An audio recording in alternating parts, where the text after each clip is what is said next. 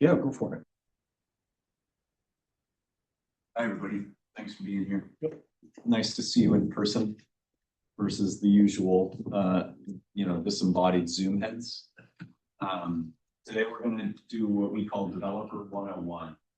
And the purpose of the next roughly 75 minutes is to start to talk about why do developers do what they do? Why do they choose to take the risks that they take, to choose the projects that they choose, to engage with one city versus another? This is the Boardman Housing Committee, plus some honored guests that we're going to meet in a minute here.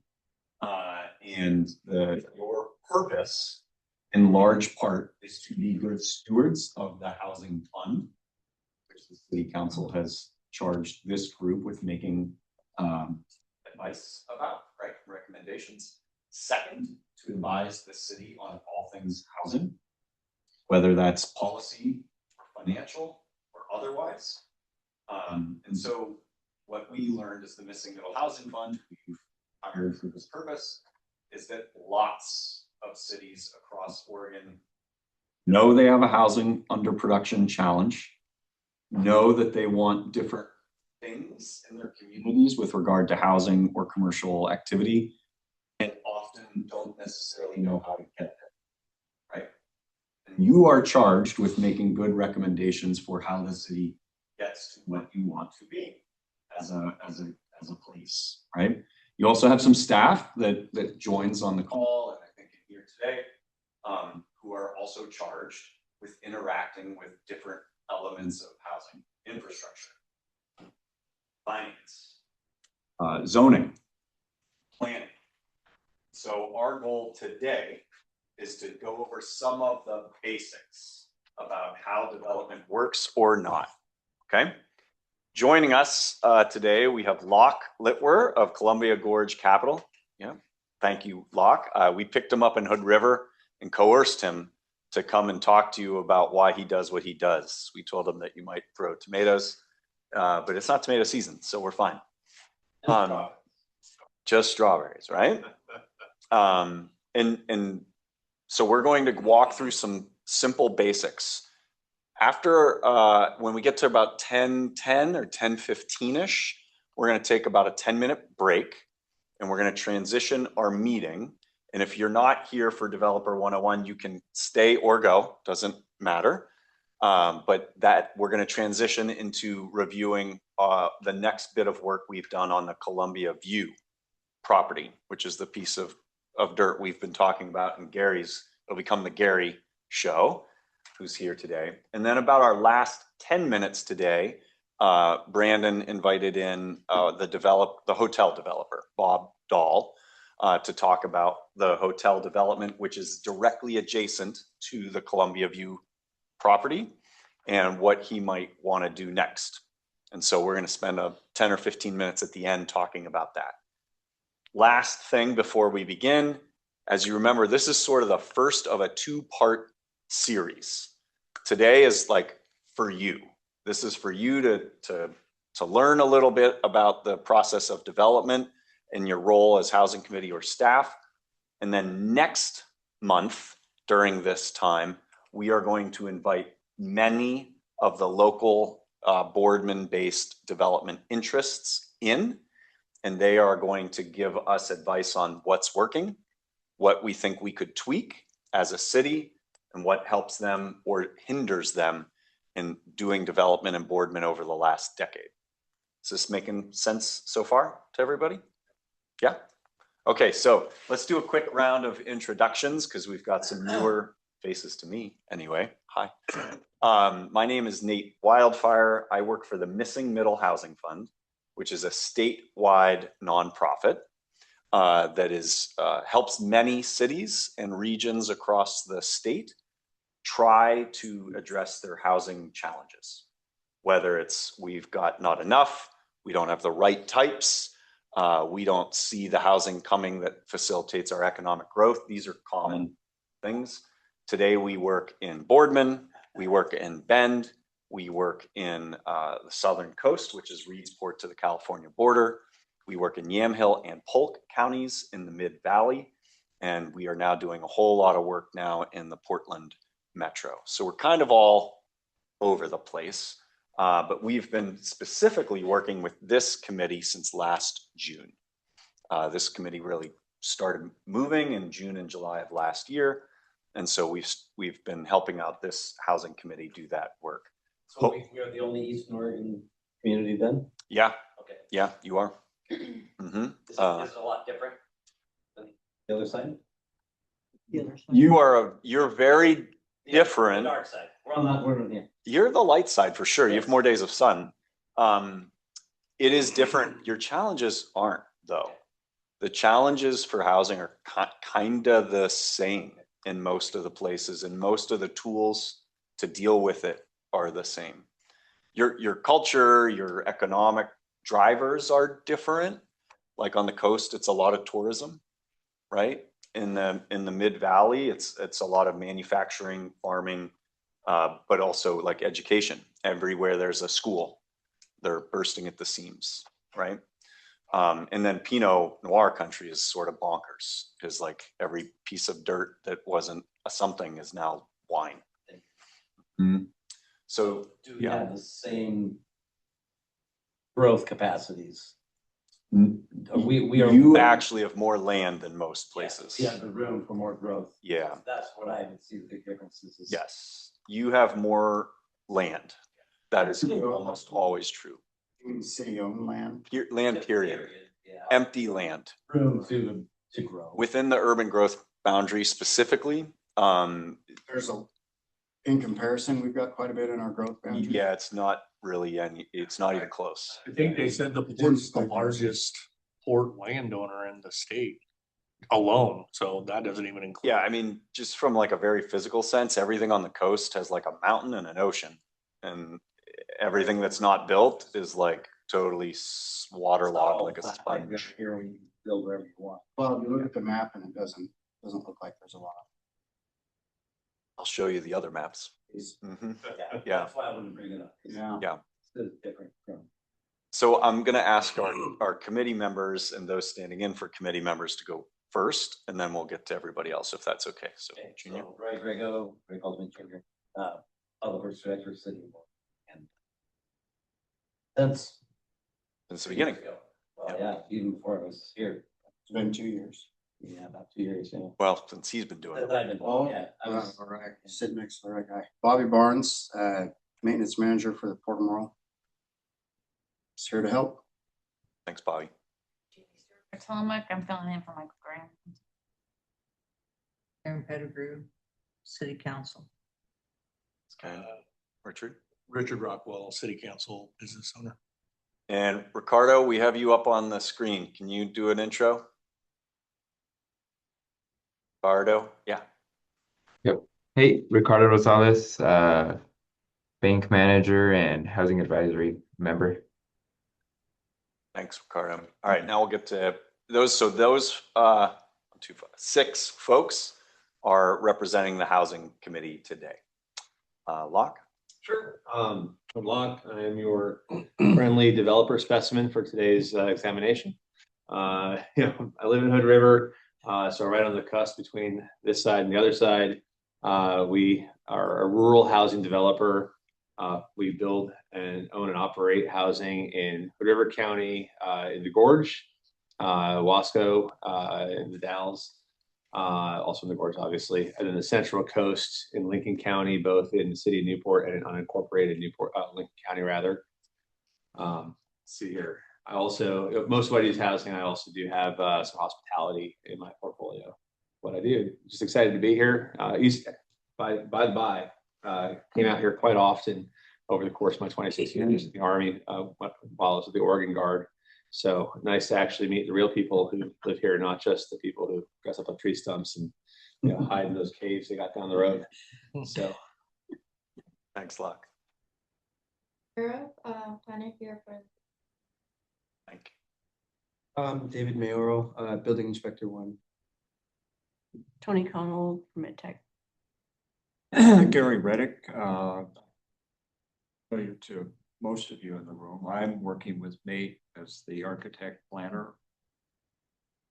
get our arms around two central areas or districts, if you will, in Boardman, starting with Columbia View property.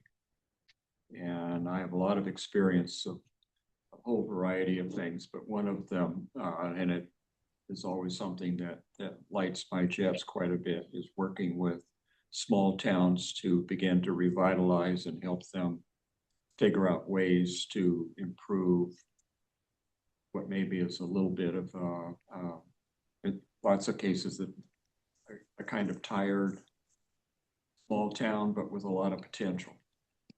And it's pretty heartwarming to get some of that percolating and see it turn into something pretty spectacular. I'm Amanda. I'm the city clerk here. Louis Campos, I am the Assistant Public Works Director for the city. Thank you. I have a question. Where is the Columbia View property? Well, we'll take a look at it on some big Okay. maps later, but it used to be owned by Susie Fredrickson. It's west across Olson from the Sage Center Directly across the street. and just south of all the cemetery district. Yeah. Good.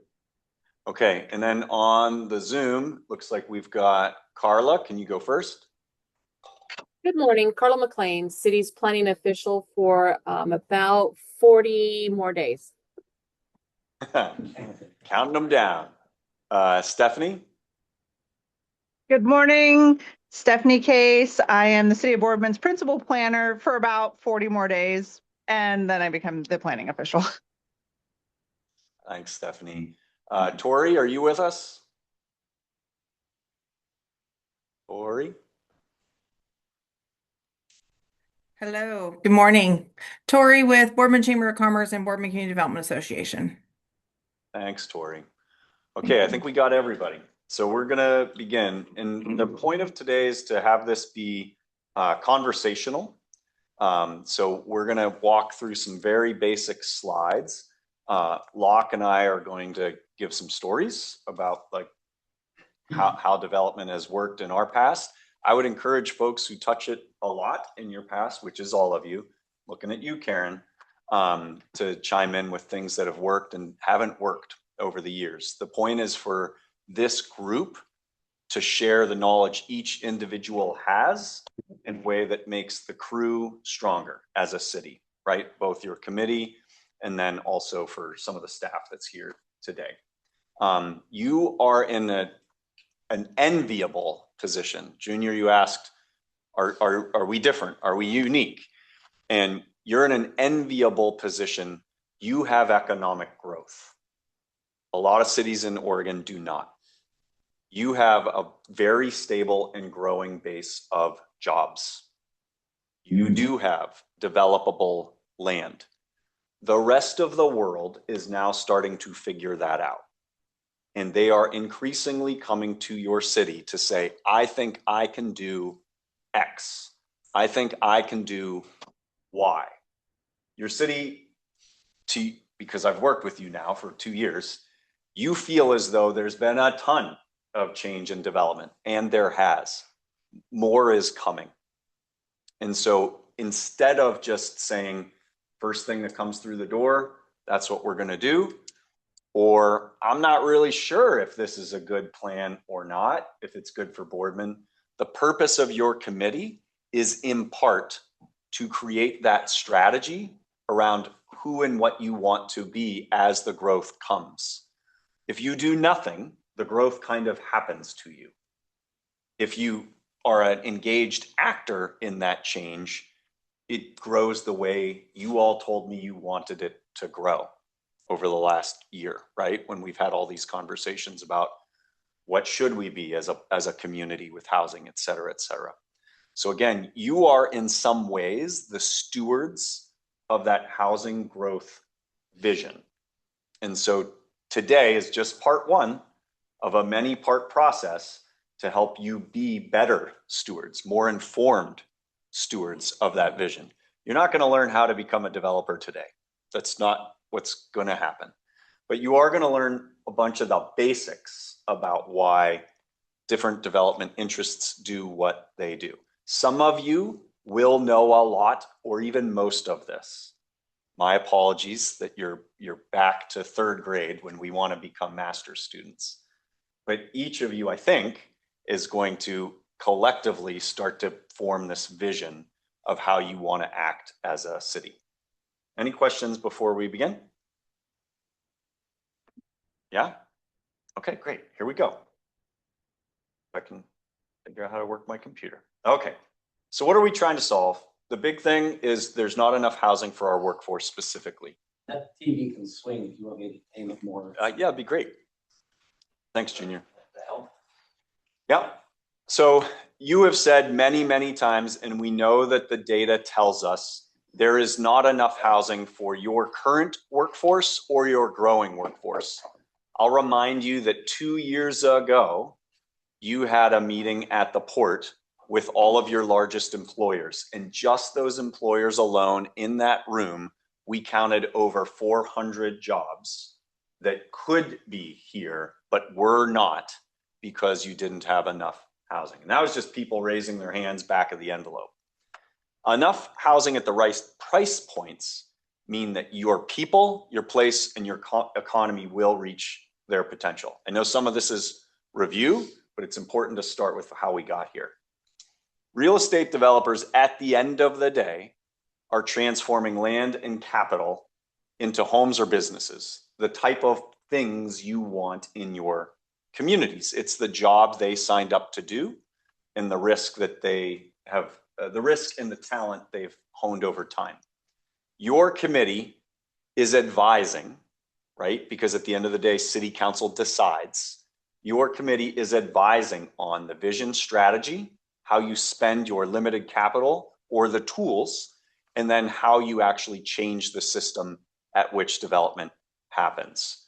We're trying to have volume and velocity to get the homes you need at the right price points. And I'm going to tell you right now, none of it will happen unless someone or someone's are making a profit, right? There's not enough money in the world to just magically create housing. There have to be alignments of incentive. And then I'll remind you over on the right, you don't just have dollars at your disposal. You also have the red tape. You can run around with red tape scissors. You can change the types of housing you build over time. You can change who builds the housing and how they do it. Okay, this is, at the end of the day, this is sort of our definition of what real estate development is, right? You're acquiring, improving, and repositioning land or buildings to maximize their value. Bobby, you had just mentioned the vacant land. In most cases, vacant land is certainly not a maximized value, right? Now we can debate whether there's, you know, the agriculture versus something else, or parking lot versus something else. And then developers aren't usually the people that are actually out there swinging the hammers. Sometimes they do. But really what they're doing is they're orchestrating the team, right? They're the conductor of the orchestra. They're the quarterback of the team. They figure out the financing, the design, how to deal with you all, the construction. And then at the end of the day, are they going to sell the thing or lease it for capital back over time, right? And every one of them is different. So we're going to get into this a little bit. I told Locke on the way over, I was like, you know, some people say there's 7 pieces to this, some say there's 30, but at the end of the day, this is generally what happens. First, find the dirt, right? Where's the dirt and what can we do with it? The what we can do with it has a lot to do with what's the constraints? How big is it? What am I allowed to do from a zoning perspective? Is it under an airport flyway?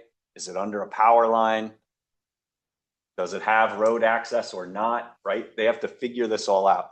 Who pays a developer to do all that work? No one. Almost always no one.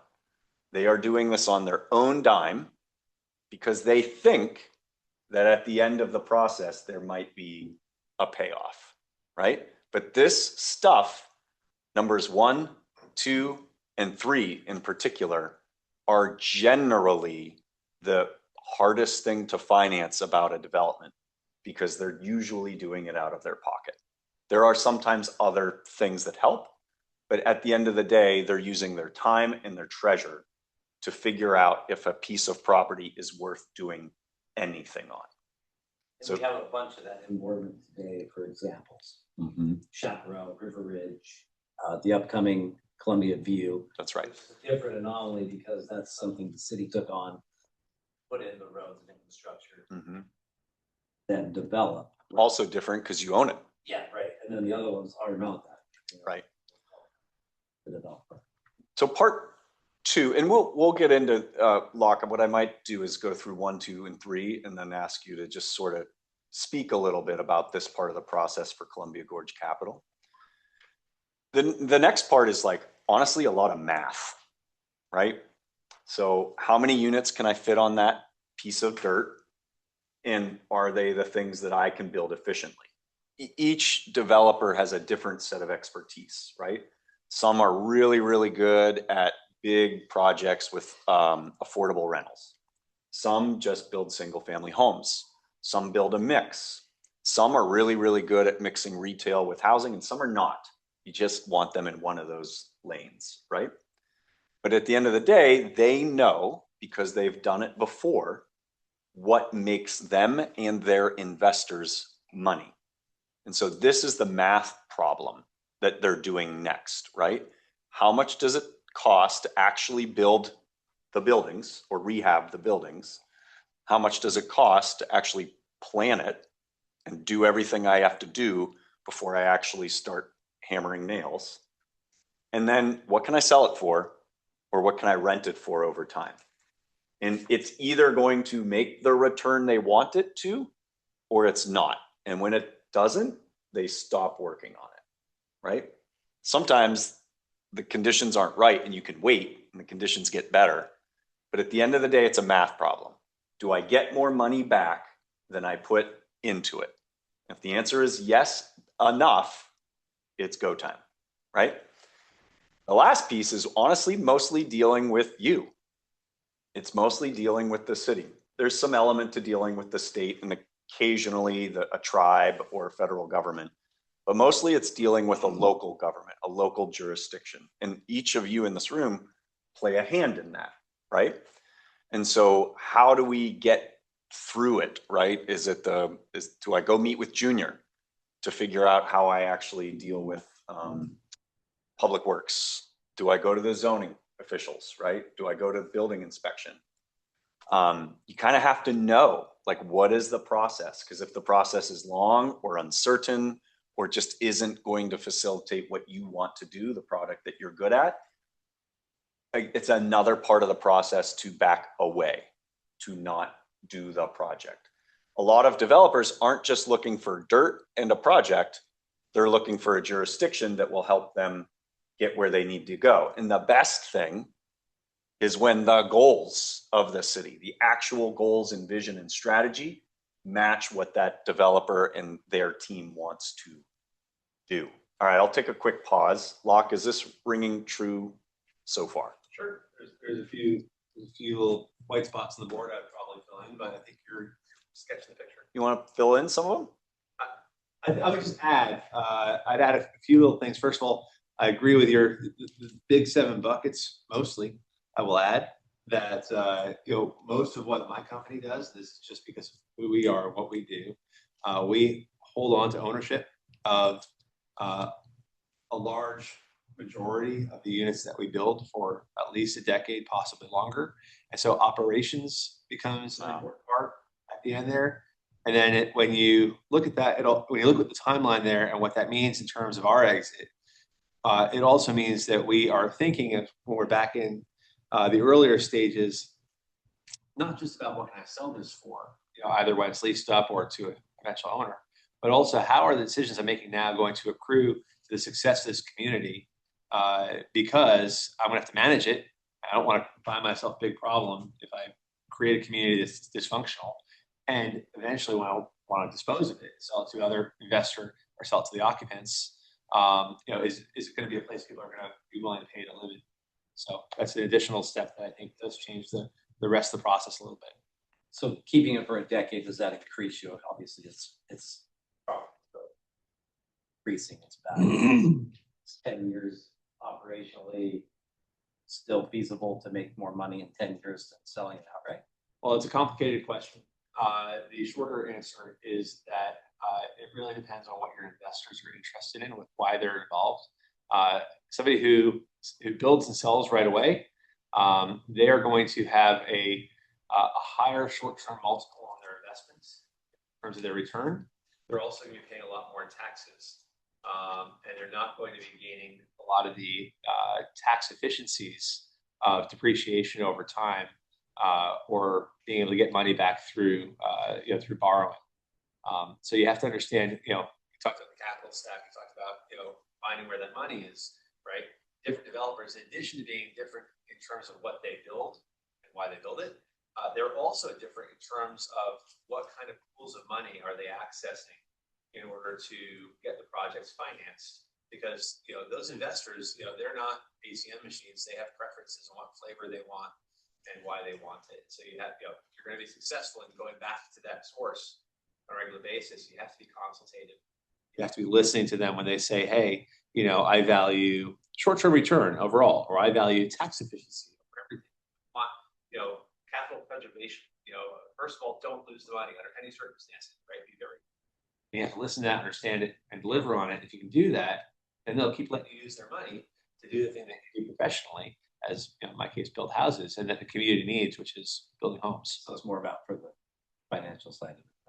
For us, it's a business model that makes sense. Now, I apologize for going on the rabbit hole here. This is good. For us, we're a growing company, right? We started our company in 2020. I'd say January 2020, right before COVID hit, because we had the worst timing in the history of timing, starting a company. We started out small scale, right? We started out building projects that were a couple of units, right? Infill in rural cities in Newport. And we grew and grew, now we're doing projects that are about 20 units. Our next project is going to be 50 units. The one after that should be about 100 units, right?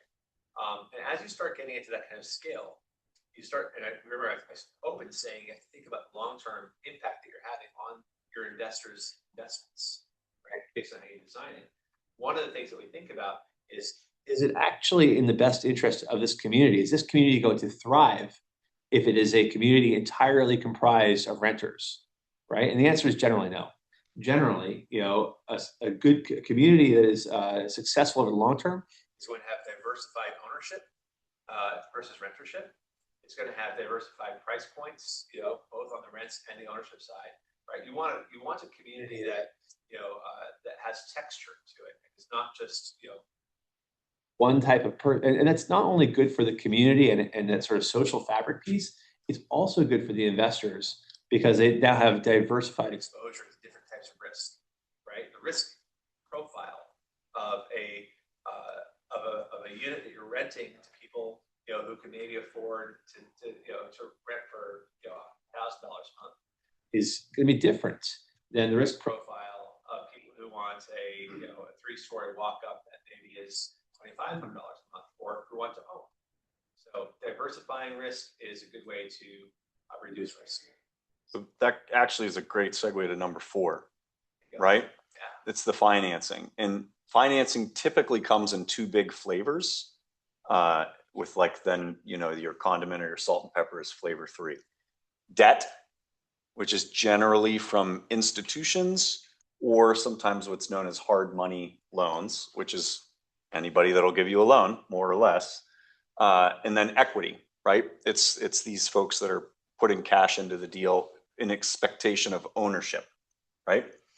Now, there's that third flavor, which is what I would call the non-traditional funding sources. Sometimes that's government debt or government grants. Sometimes that's philanthropy. If philanthropy, for whatever reason, is really aligned with what you're trying to accomplish. Sometimes it's the seller of the land or the owner of the land.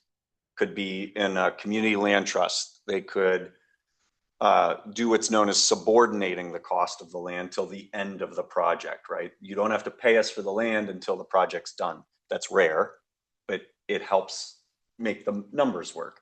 So, Locke, I'd actually like, where do investors come from? who are they? And Yeah, so why there do are they have these, different right, flavors? Of investors, where do investors come from? Yep. Okay. First of all, two broad categories of investors. You have investors that are investing because they would like to make a return on their money. And then you have investors that are investing because they're looking for a social benefit or a mission type benefit of some sort, right?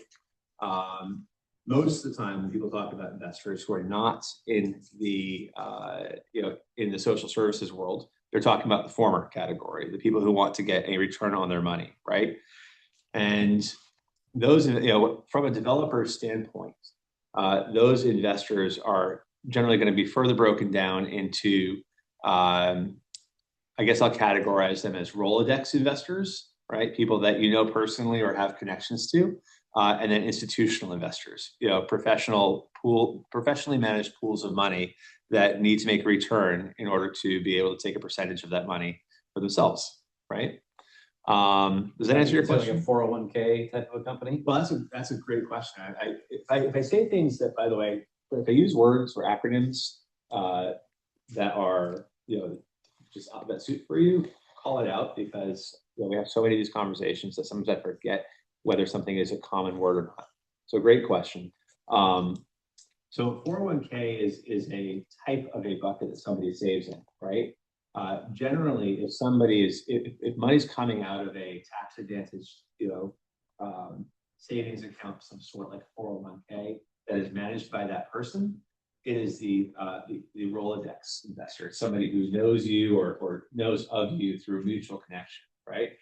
However, if it was money that's coming out of, say, a managed pension fund, right? Also retirement savings, but professionally managed, that's going to be institutionally managed money. So there's going to be somebody whose job it is to figure out, how do I invest this money that's been entrusted to my care, right? In order to make a return that, at the very minimum, is not going to lose money and is going to hopefully have a return that exceeds the rate of inflation, right? And those are kind of the major bogeys. Now, they really get paid if they do better than the rate of inflation. But how much would you consider a reasonable profit or whatever? This is a percentage of. That is a wonderful question. Oh, I'm sure. And you have to understand, when you ask me, you're asking a developer, what is a reasonable return? So do you want $1 million? Do you want 100,000? Is 20,000 on each house what you would consider a reasonable return? For me as the investor, for the investor, or for the developer? I think Let's do it three ways. Yeah, okay. So the developer, the butt in the hot seat, right? Who is the quarterback, who is the conductor of the orchestra? Yeah. What's their goal? And obviously it floats. Second, your equity investors, right? Yep. And then third, if you've got a lender.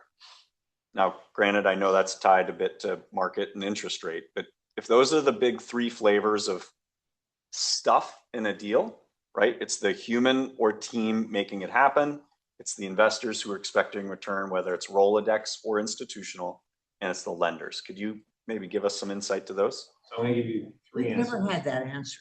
I mean, we don't have any idea what would be a reasonable profit, because we're not in it to, see somebody go broke.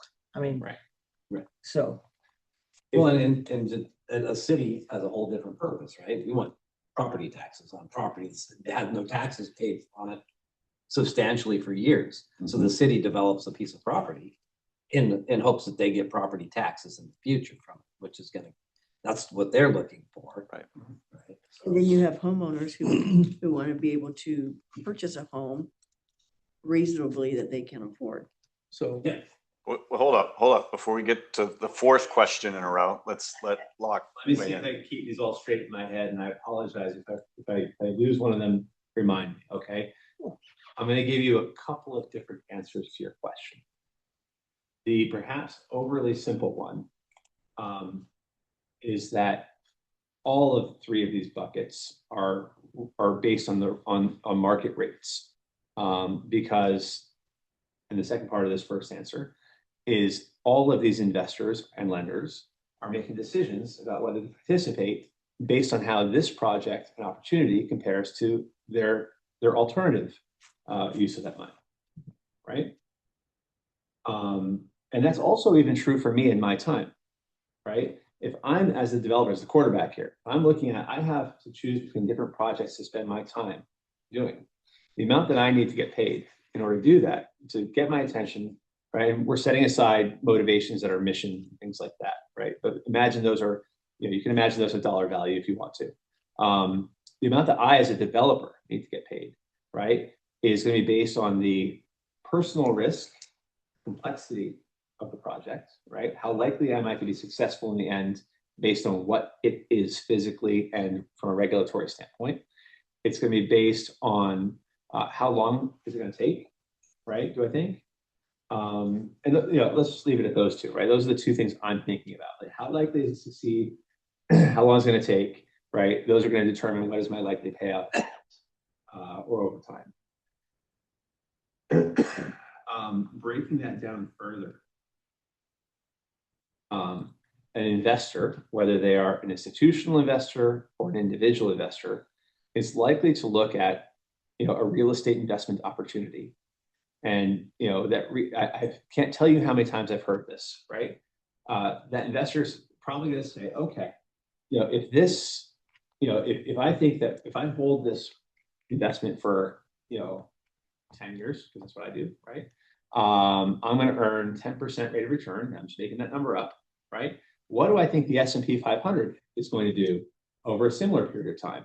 And is this better or worse than that? Both in terms of what I think the actual dollars that are going to come back to me are, but also in terms of the potential that I'm going to lose money, at the end of things. Risk versus reward. Because at the end of the day, as an investor, the one thing that you get paid for is risk.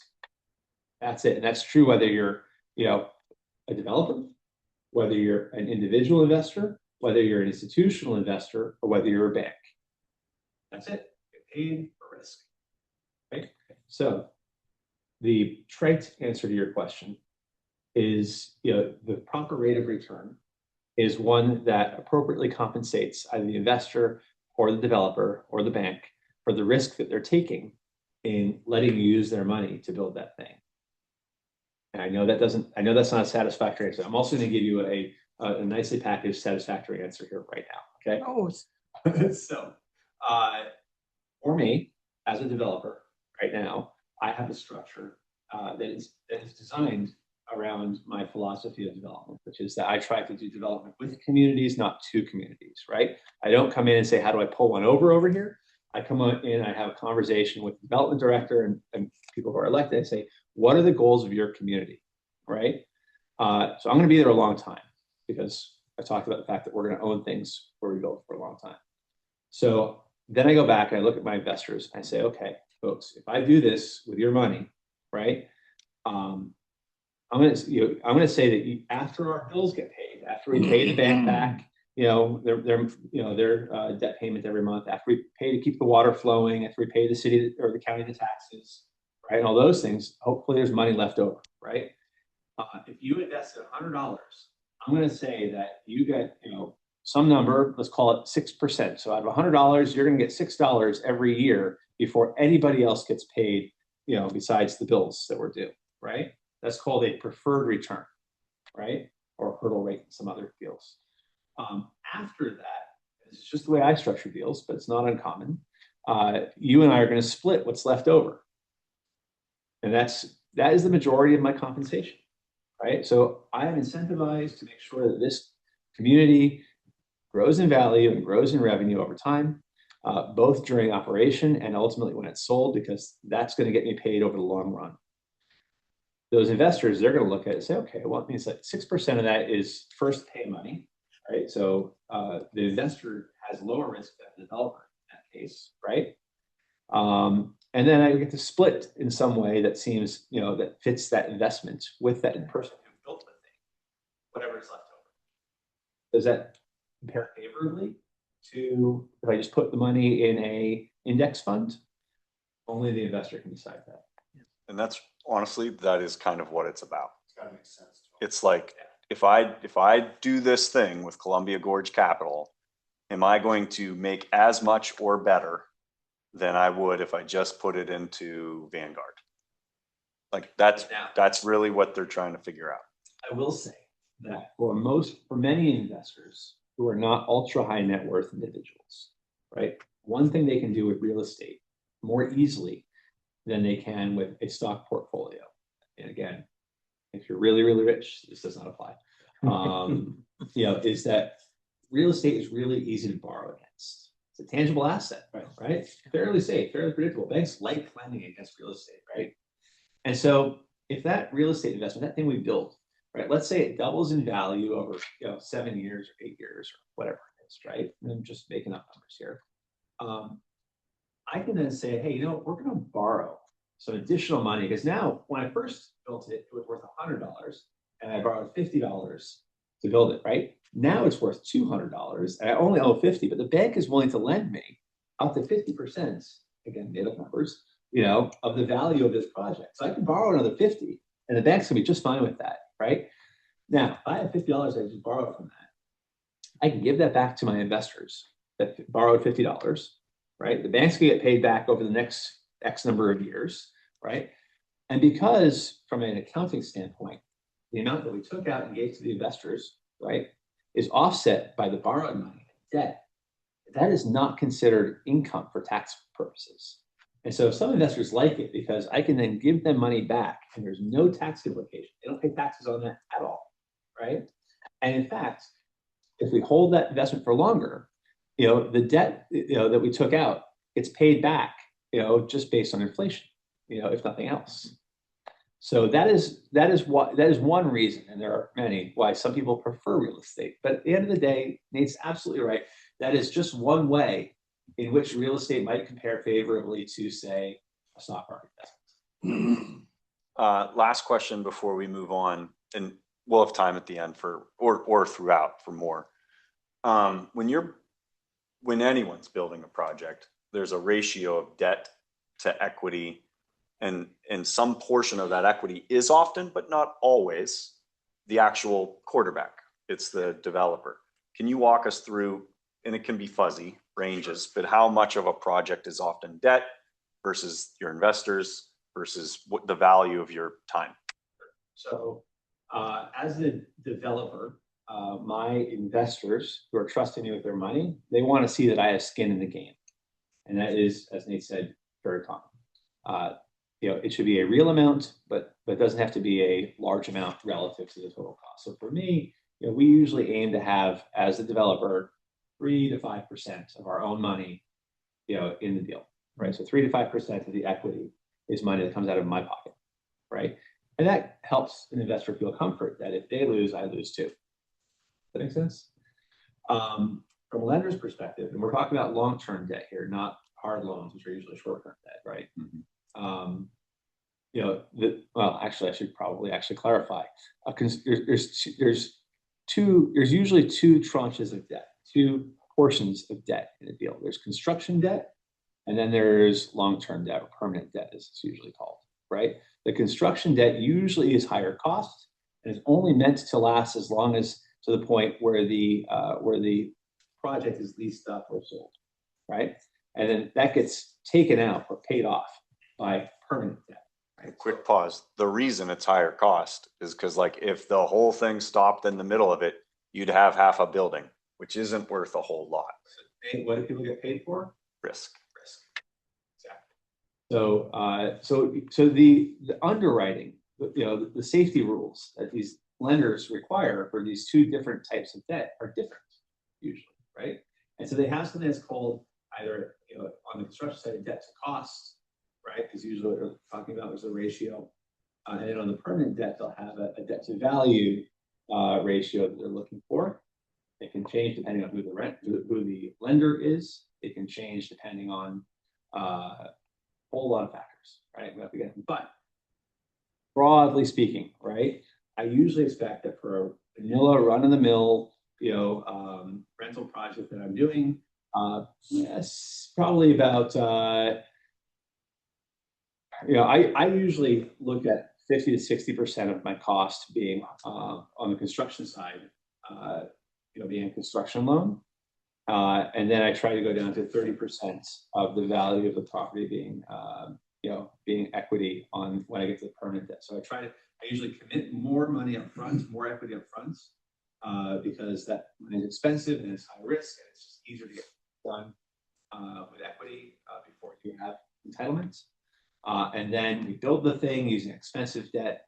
And then a traditional lender who doesn't, will usually say, okay, well, now this is a fairly safe thing. So we'll let you, we'll play out more risk for you. We'll let you borrow more. And then I get money back and I give it back to my investors that, hey, you lent me $100 to build this, or you invested $100 in this thing. I just gave you 30%, $30 back. So your risk is already, reduced from where it was. Now you only have to make 70 back to be made whole, right? An imperfect but okay analogy is like if you've ever bought a house, it's the money down is sort of the equity side, and your home loan is sort of the debt, right? Now, granted, you're making a new thing. It's not quite perfect, but it's sort of that way. Okay, we're gonna keep rolling. So the design and engineering, right? So someone who is the professional at making sure a house doesn't fall down, right? This is a real thing. And someone who has to design the thing that you want to sell, who is generally not the quarterback conductor, right? It's someone like Gary. Gary's hired, and your engineers are hired to actually go say, this is a building that will meet code, right? I'm pointing at you because I think, yeah, right. So you've got building inspectors to say, this is a structure that won't fall down on the humans that live in it. This will pass the test of time. That costs money and it's expertise. And again, generally you're paying for all of that before you even have a product to sell. Now, granted, you had to get through those first 3 or 4 things. By the time you get here, you're starting to get somewhat, I wouldn't say confident, you're starting to feel better that a project will happen, but it's still money out of someone's pocket. And again, generally it's equity, as Locke just told us, that's a more flexible pool of capital.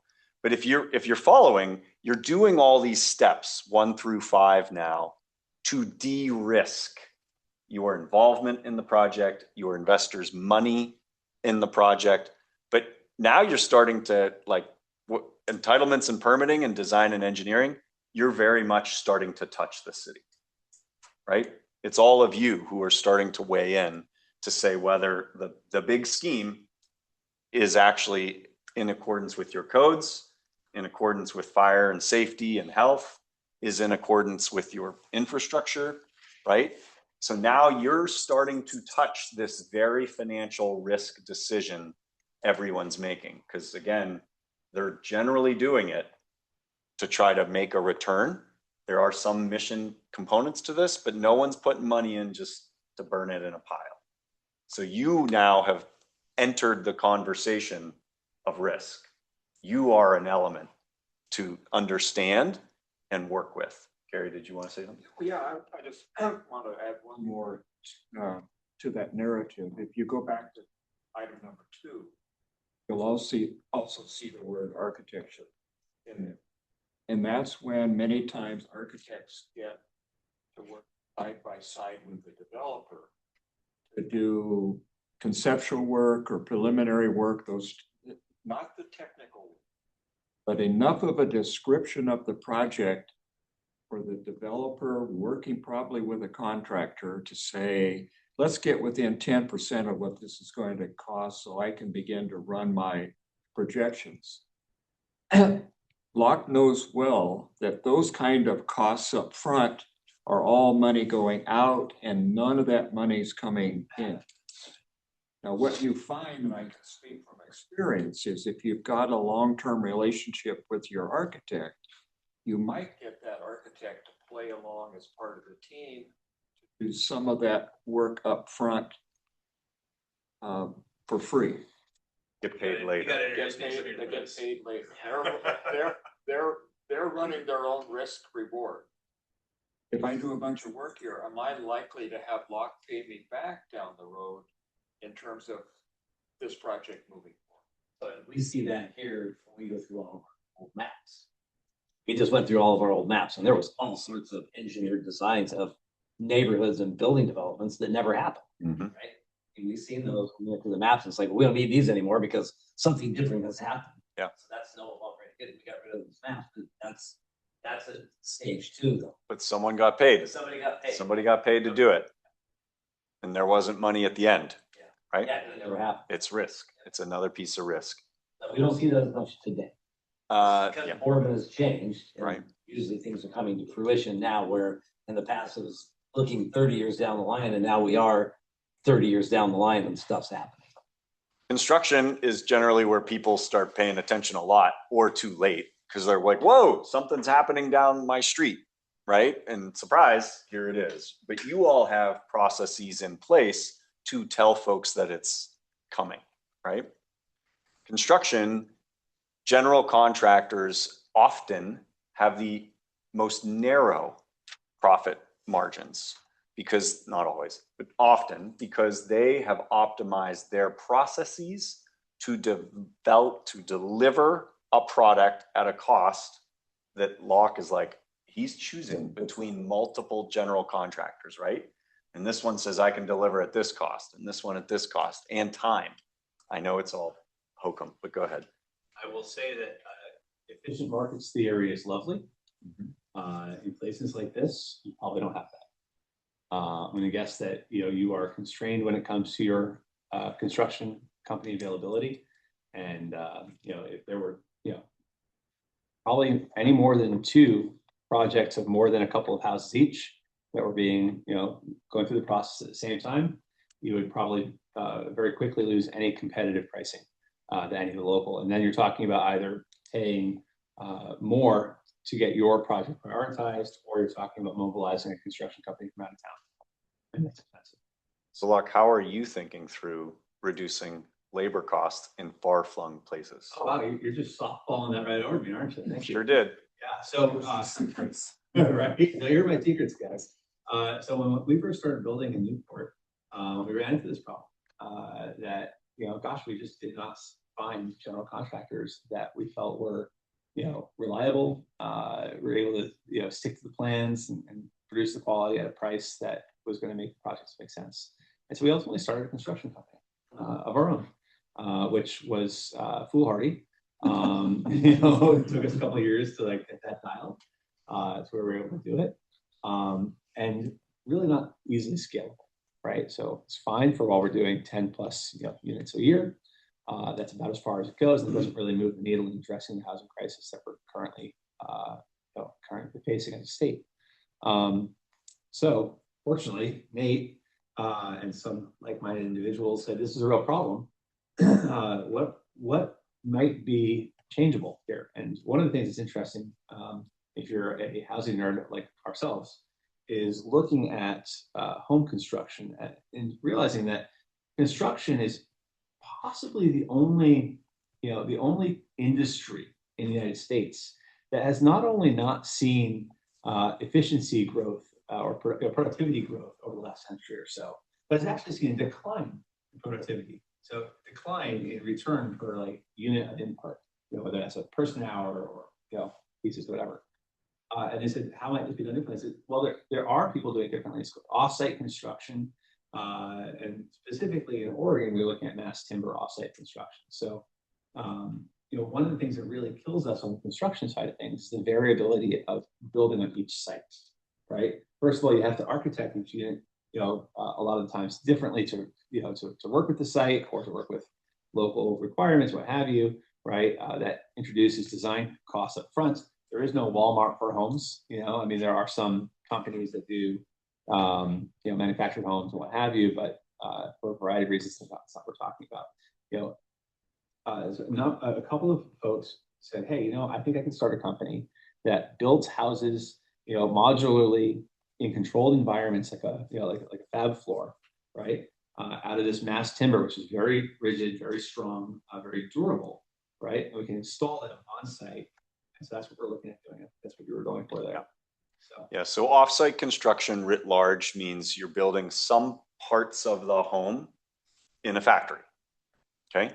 And then they're either coming on a truck literally, you're going down the highway with, they call them modules, right? It's like a big already built chunk of your house, or those pieces, your walls and your ceilings and floors mostly are flat packed. When you hear the word flat packed, it's like it's IKEA. It's coming in a big stack, but all the wiring's in there, plumbing's already in there. And when it gets to the site, they pop them up, stick them together, and houses go up in a week or less, sometimes days. Seeing Amazon's going up in a week. It's or with less the than- construction. That's right. It's all concrete walls. They just pour It's it all right. prefabricated, right? So if you were going to build a car, you wouldn't like call up Chrysler or Toyota or Ford and be like, hey, I need a car on this date, send out the crew, and a whole bunch of different artisans show up in your driveway and start building it right in your driveway. It doesn't work that way, right? It also doesn't always work that all that car is built in one factory anymore. Different, like the engine might be coming from over here, and the windows are coming from over there, and it all arrives at an assembly point, and whoop, out pop a zillion of them. And then that's how you get your car. But we do it the way we do it in housing, where everybody shows up in your driveway, all different components, and they do it. So offsite construction is having that process more controlled and then shipped. Oregon has a special love for wood products, which is why we are in many ways the epicenter of mass timber and cross laminated timber. But that's not the only way to do it. You could do it out of steel. You could do it out of geopolymer concrete. You've all heard about 3D printed homes. You could, structure insulated panels are another way to do this, where everything's already pre-insulated and pops into place. So a challenge for some of you on the permitting side and planning side is that the typical ways of inspecting those products or regulating those products doesn't really apply, because everything's literally going together in a Lego block somewhere maybe 100 miles away. And then it's showing up and these Tinker Toys are just popping into place. So as a city, you might have a regulatory challenge to think through, how do we deal with these products where I can't inspect every bit of the plumber's work, or it's not associated with a construction draw anymore, right? I need all the money up front, go build it in that factory, and then do the last 10, 15% here. Fuck. Hey, yeah, this is a community. How many people live here? 6,000, 7,000. 7,000 people. You know, if they don't want to have to write the code whole cloth to be able to implement this, is there a resource they might be able to use? You softballing it right back to me? Better believe it. Yeah. So of course there are resources, right? So the city has the state has a Housing Accountability Production Office, HAPO. And HAPO has been advising multiple entities within the state now about having model codes and model inspection processes, in fact, model zoning codes for just this type of a process. You are not, the state expects almost no community to just adopt those.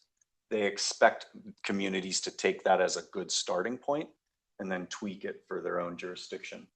But rather than have your planning staff or your zoning staff have to make it from scratch, we are figuring out in real time the best ways to regulate these types of new products and new technologies.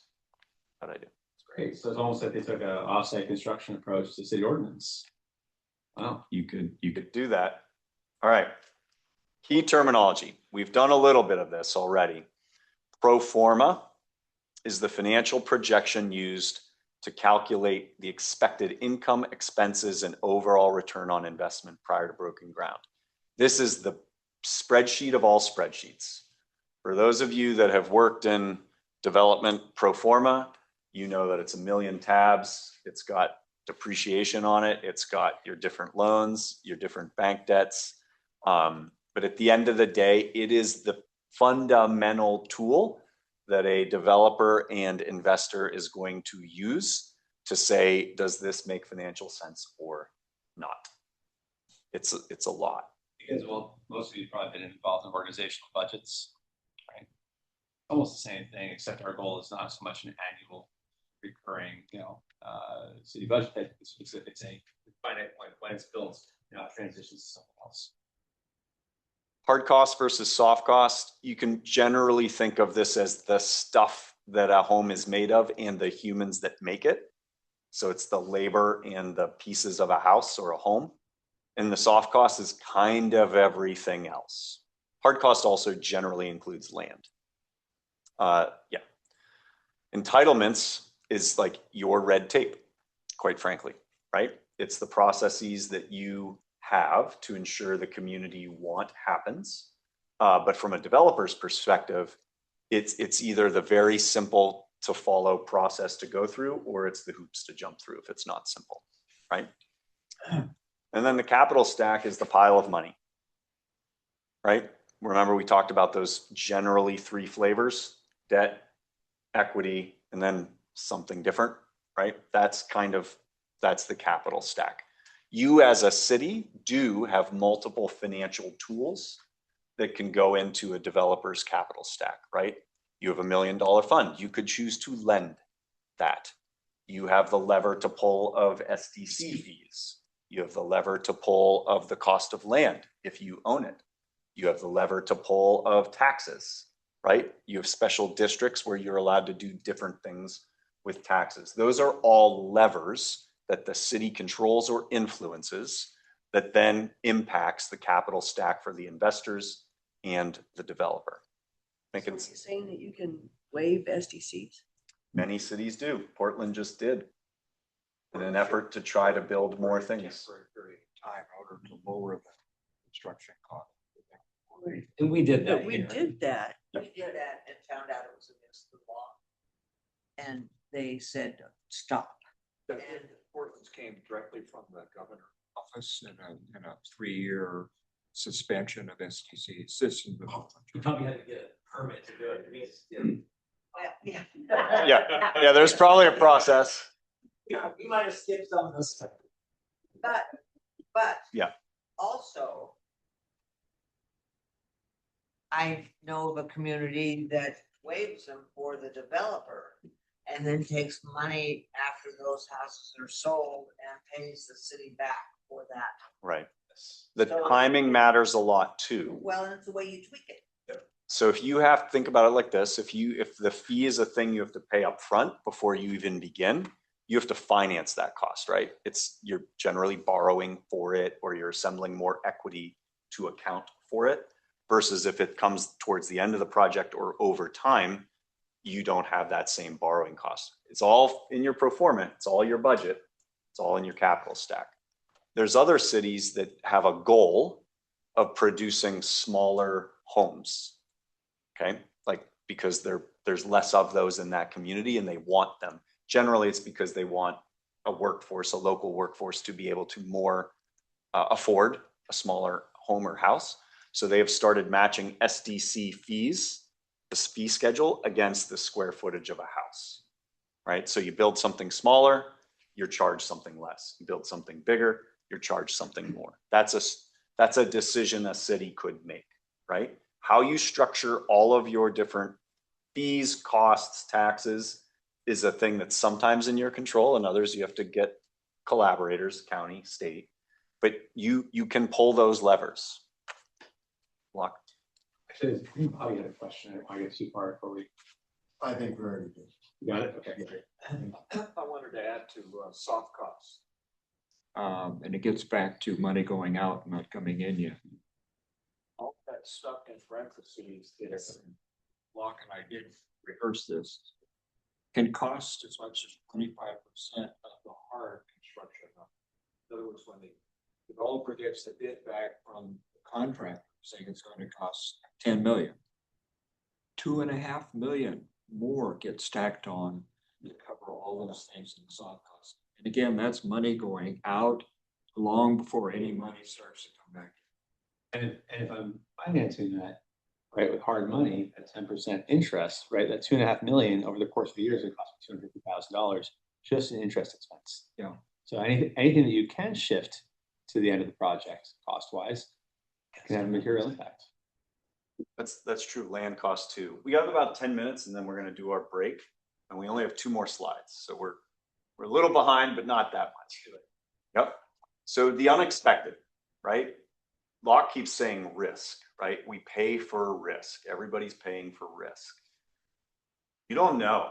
Honestly, you don't know what's literally under the ground until someone looks.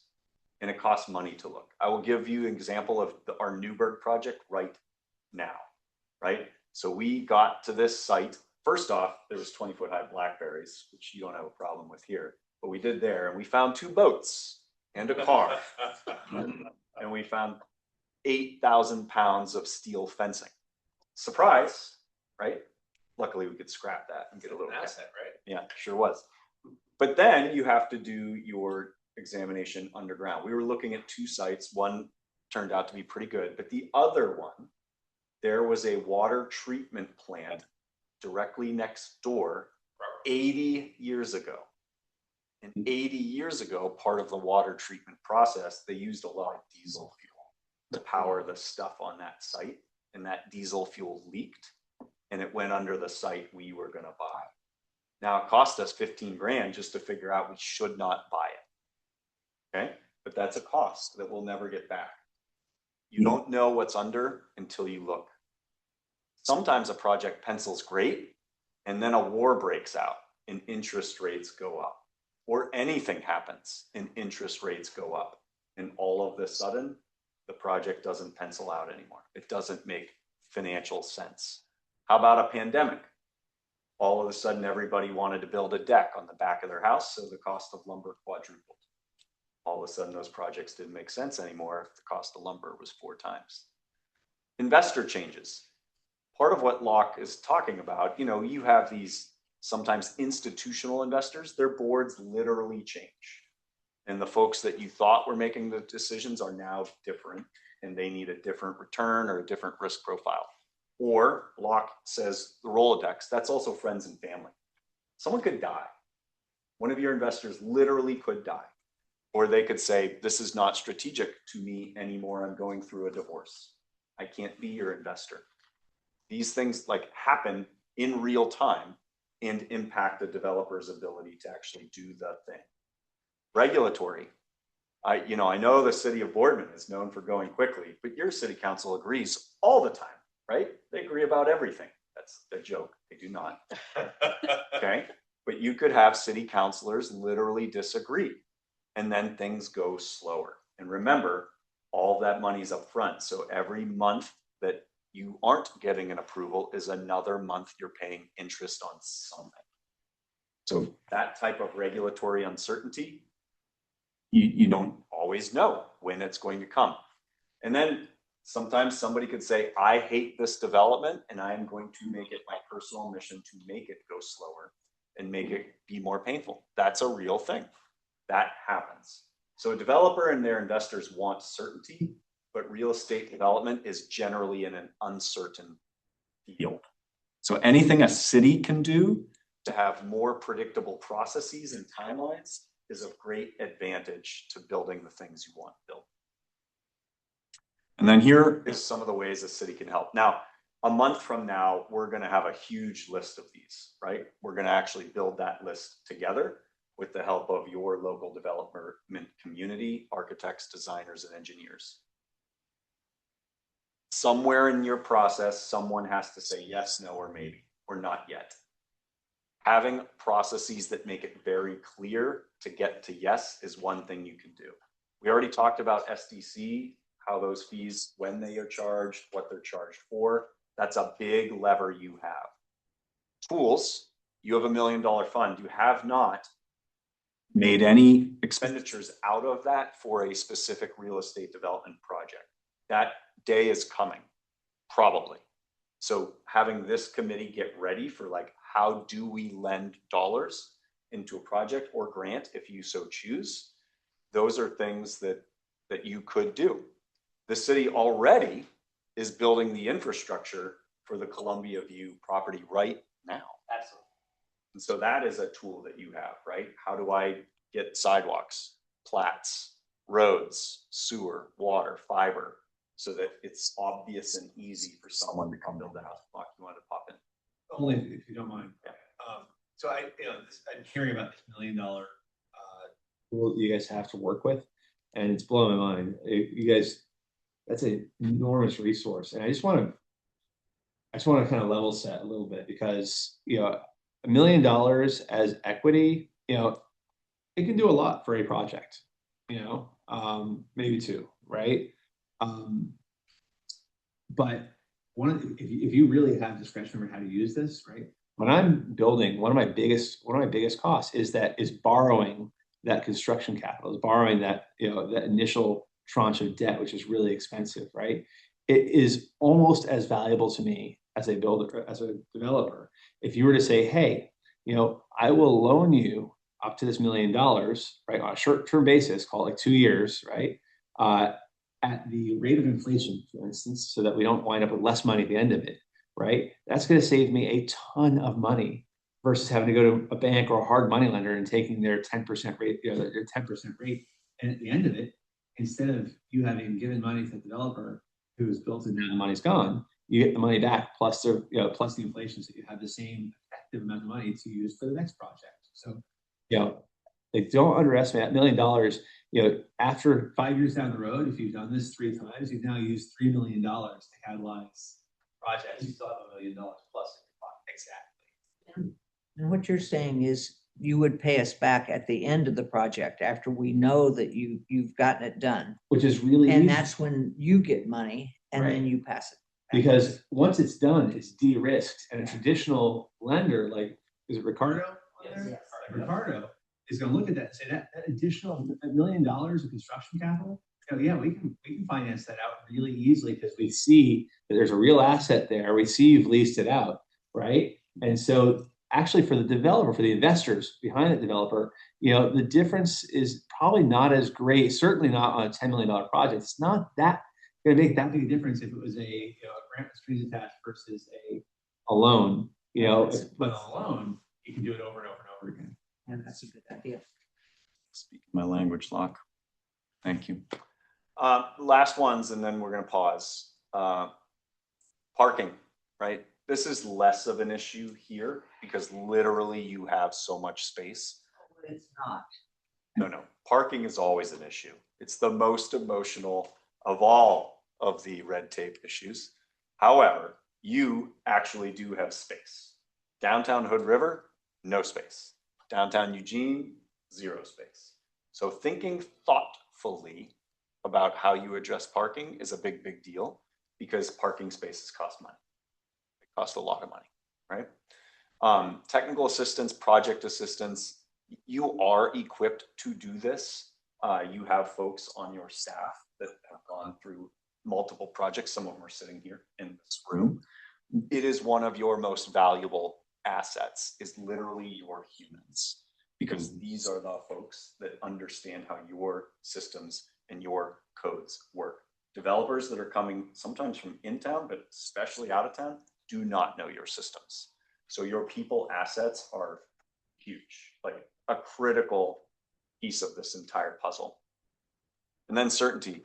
That's really at the end of the day, if you can enable anyone that's coming through into your city to understand how things happen, how long it goes, and what they should be doing, what boxes they should be checking, that is gold.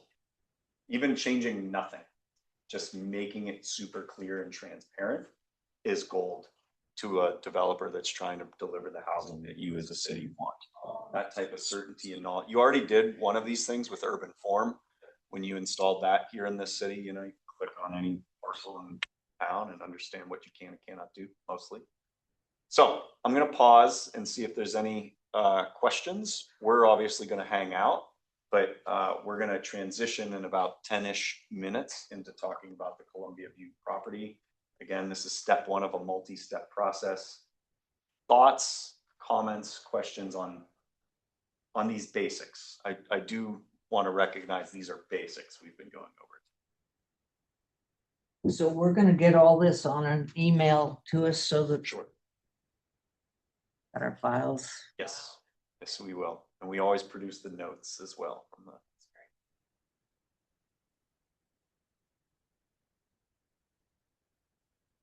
Right. I look at you 3 for a minute. you're in the trenches like every day, all the time with this. Is this all old news? Is some of this new? Why people make the decisions they're making? Some of it's new information for me, but it's all. What stood out? Let's see, like, what really stood out to me was I didn't realize like how many like different people and like how much money really goes into the process and like like how a developer really like kind of like for me I just thought like I thought a lot of times they're just in it for the profit for themselves. I realized like there's three different levels. Like you got the equity, you got their own like 3 to 5%. You have personal investors too, and then the cities. It's incentivizing the city to like bring in more developers.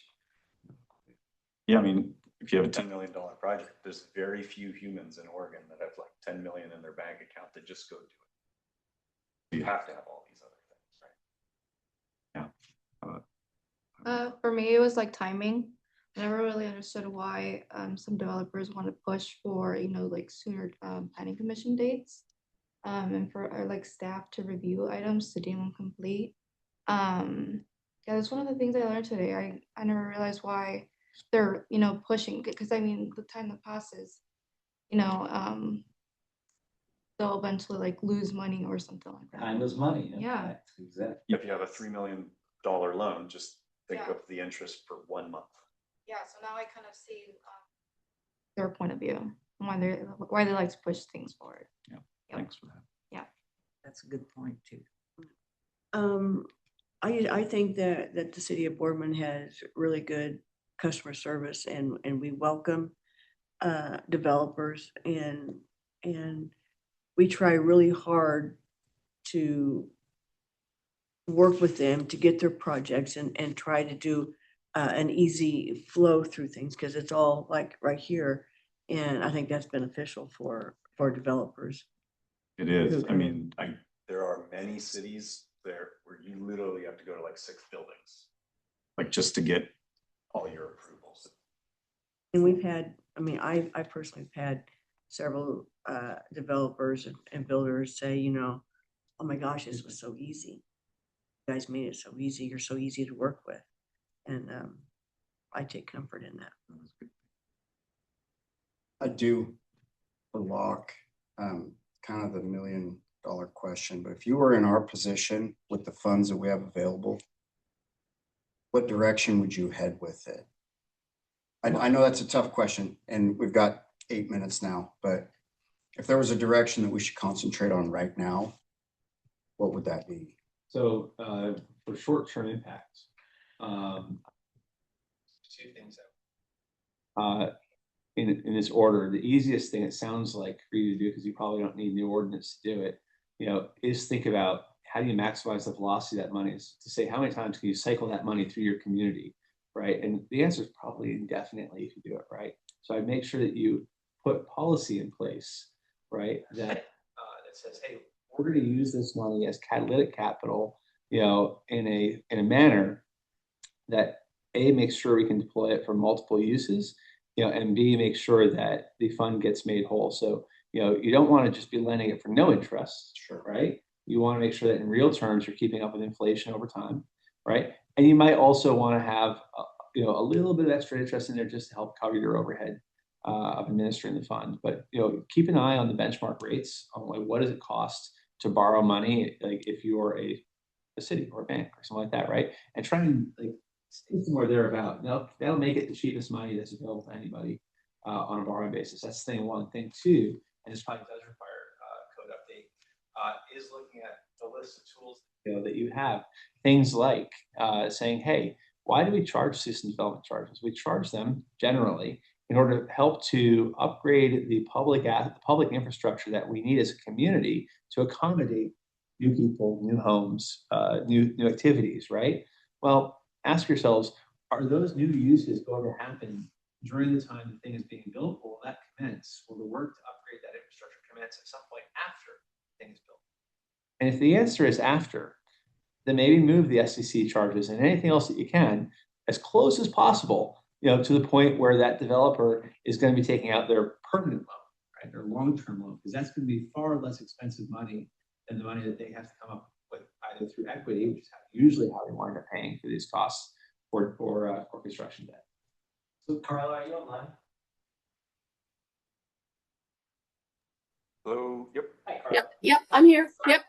So when we do our SDC charges, they are upfront, correct? SDC charges currently are assessed at the time of building permit. I did find this conversation interesting because we're working on a large multifamily development that I'm not going to say a lot about because it's going to go in front of Planning Commission Thursday night. But the packet's out there if you want to look at it. We're trying to address some ODOT issues around transportation, and we're going to assess an in lieu fee. And we picked a dollar amount, we attached it to it. The developer is going to come back and ask for an amendment to the condition based on conversation I've had with him since we posted the staff report. And he's going to ask for that to be due at the time of occupancy as opposed to at the time of building permits. And I'm like, I get that and I can support that. And this just kind of reinforces why he's asking for that change in when that payment will be due. Thank you. I knew that was coming. I just wanted you to answer because you do it way better than I could. Wonder where he got that idea. Yeah. I will say that, that some people, have an initial reaction of thinking about risk, which is always a good thing to think about, right? But those, I've heard folks say in other contexts, yeah, but what happens if some of these changes happen in the world that causes this project not to get done? Then we're not going to get the SDC fee or be stuck holding the bag. And my answer to that's usually like, that's true.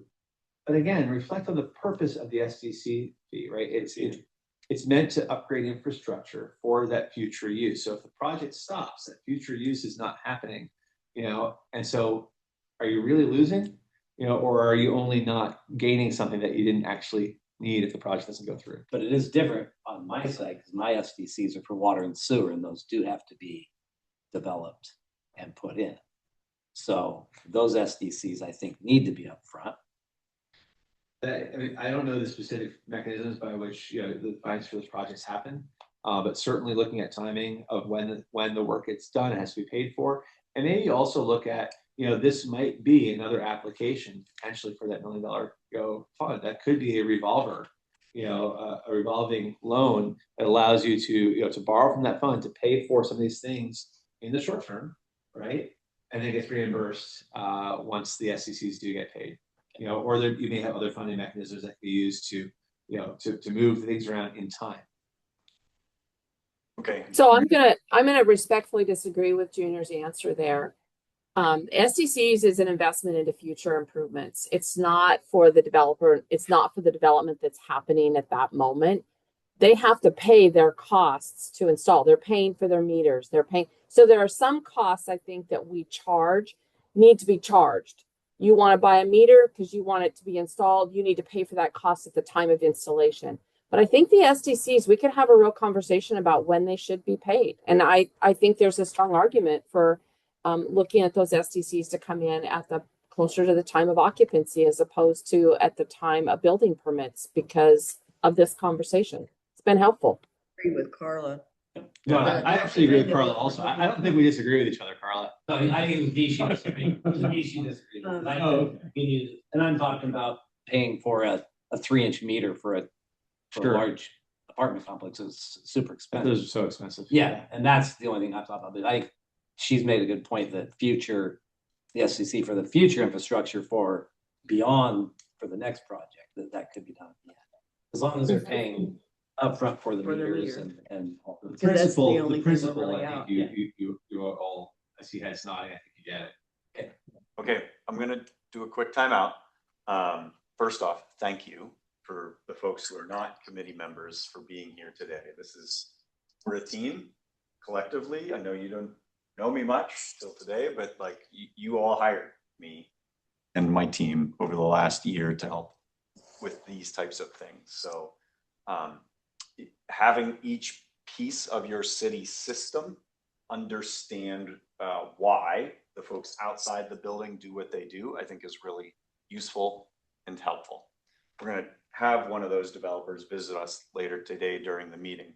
Should you want to stick around, you are welcome. But this concludes session 1 of Developer 101. We're going to have a 5 or 7 minute break, and then we're going to come back and transition to the Gary Reddick show to talk about our Columbia View development master planning. Okay. All right. Thanks, everybody. Okay, you're doing great. It's time to restart. So reintroducing, I think you all know it. Gary has been working for the last month on our phase 1 of this work. And so today he's going to walk you through what we've learned and where we're going next, we think, and ask for some feedback. When Richard and Junior come in, they're just going to have to catch up. Okay. They started it off appropriately. For the last month or 5 weeks, we've been trying to glean every bit of knowledge that we could get about the site, about current streets, future streets, streets about to be built, demographics, other services, topographic. You drive by that Columbia View site, my guess is you think of it as a flat field. And in some parts of it, it's far from flat. It's getting close. At the midpoint of Olson Road, it drops off 12 or 14 feet down to the property, which can either be a problem or an opportunity, depending on how you want to look at that. So it's difficult to display either in the PowerPoint,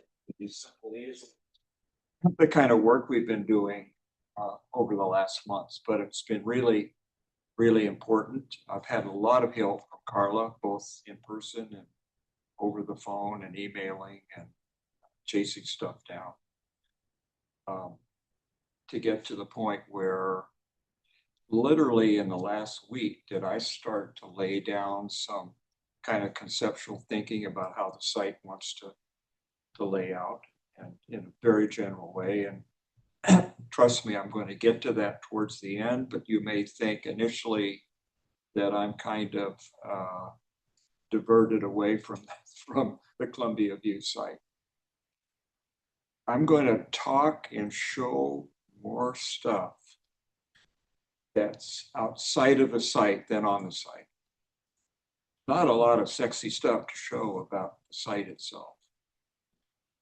But it really starts and I've been with you enough to know that you don't see this as necessarily just a housing problem or to build a bunch of housing. If you could possibly get a developer to take them by that site over there, 20 acres plus or minus, and say, gosh, we'd like 150 apartment units built in 150 at a time, 2 phases, 300 units. And it's possible that that developer would roll out some plans from a previous project and say, yeah, we could get started on that first phase right away. And you wouldn't be knowing necessarily that that's potentially going to harm your city over a period of time as opposed to help. Because and I can't emphasize this enough, and that's why I'm so excited to be working with this group, is that we have an opportunity to make what Boardman is thought about when people think about it 5 years from now. We're changing the attitude and the perception of Boardman. And that's why I say it's way more than just throwing up some apartments or townhouses or some cottages. How we do that makes all the difference in the world. And because once that initial piece gets built, you can't sort of say, oh gosh, we made a mistake there. Let's erase that and start over. That's how important this moment is. But if we do it right, and I'll never forget one of the first meetings you all invited me into. I was on a Zoom in Portland, and it may be one of you here. It said, And you kind of went around the room and everybody said, you know, what do you want to happen here? And someone said, I want my kids to come back here and live after they get out of college because the town is so cool. We have a much bigger, exciting job in front of us to tackle that, which means that we need to think beyond just quickly doing some housing. So the way I work is that I start to let the town and the peripheral area start to talk to me. And I've got the zoning map up, which you're all familiar with, and it's only because we're right here. And you're going to see me later use some blue for commercial, orange for residential, purple for light industrial. That's pretty much the only reason I have this up there.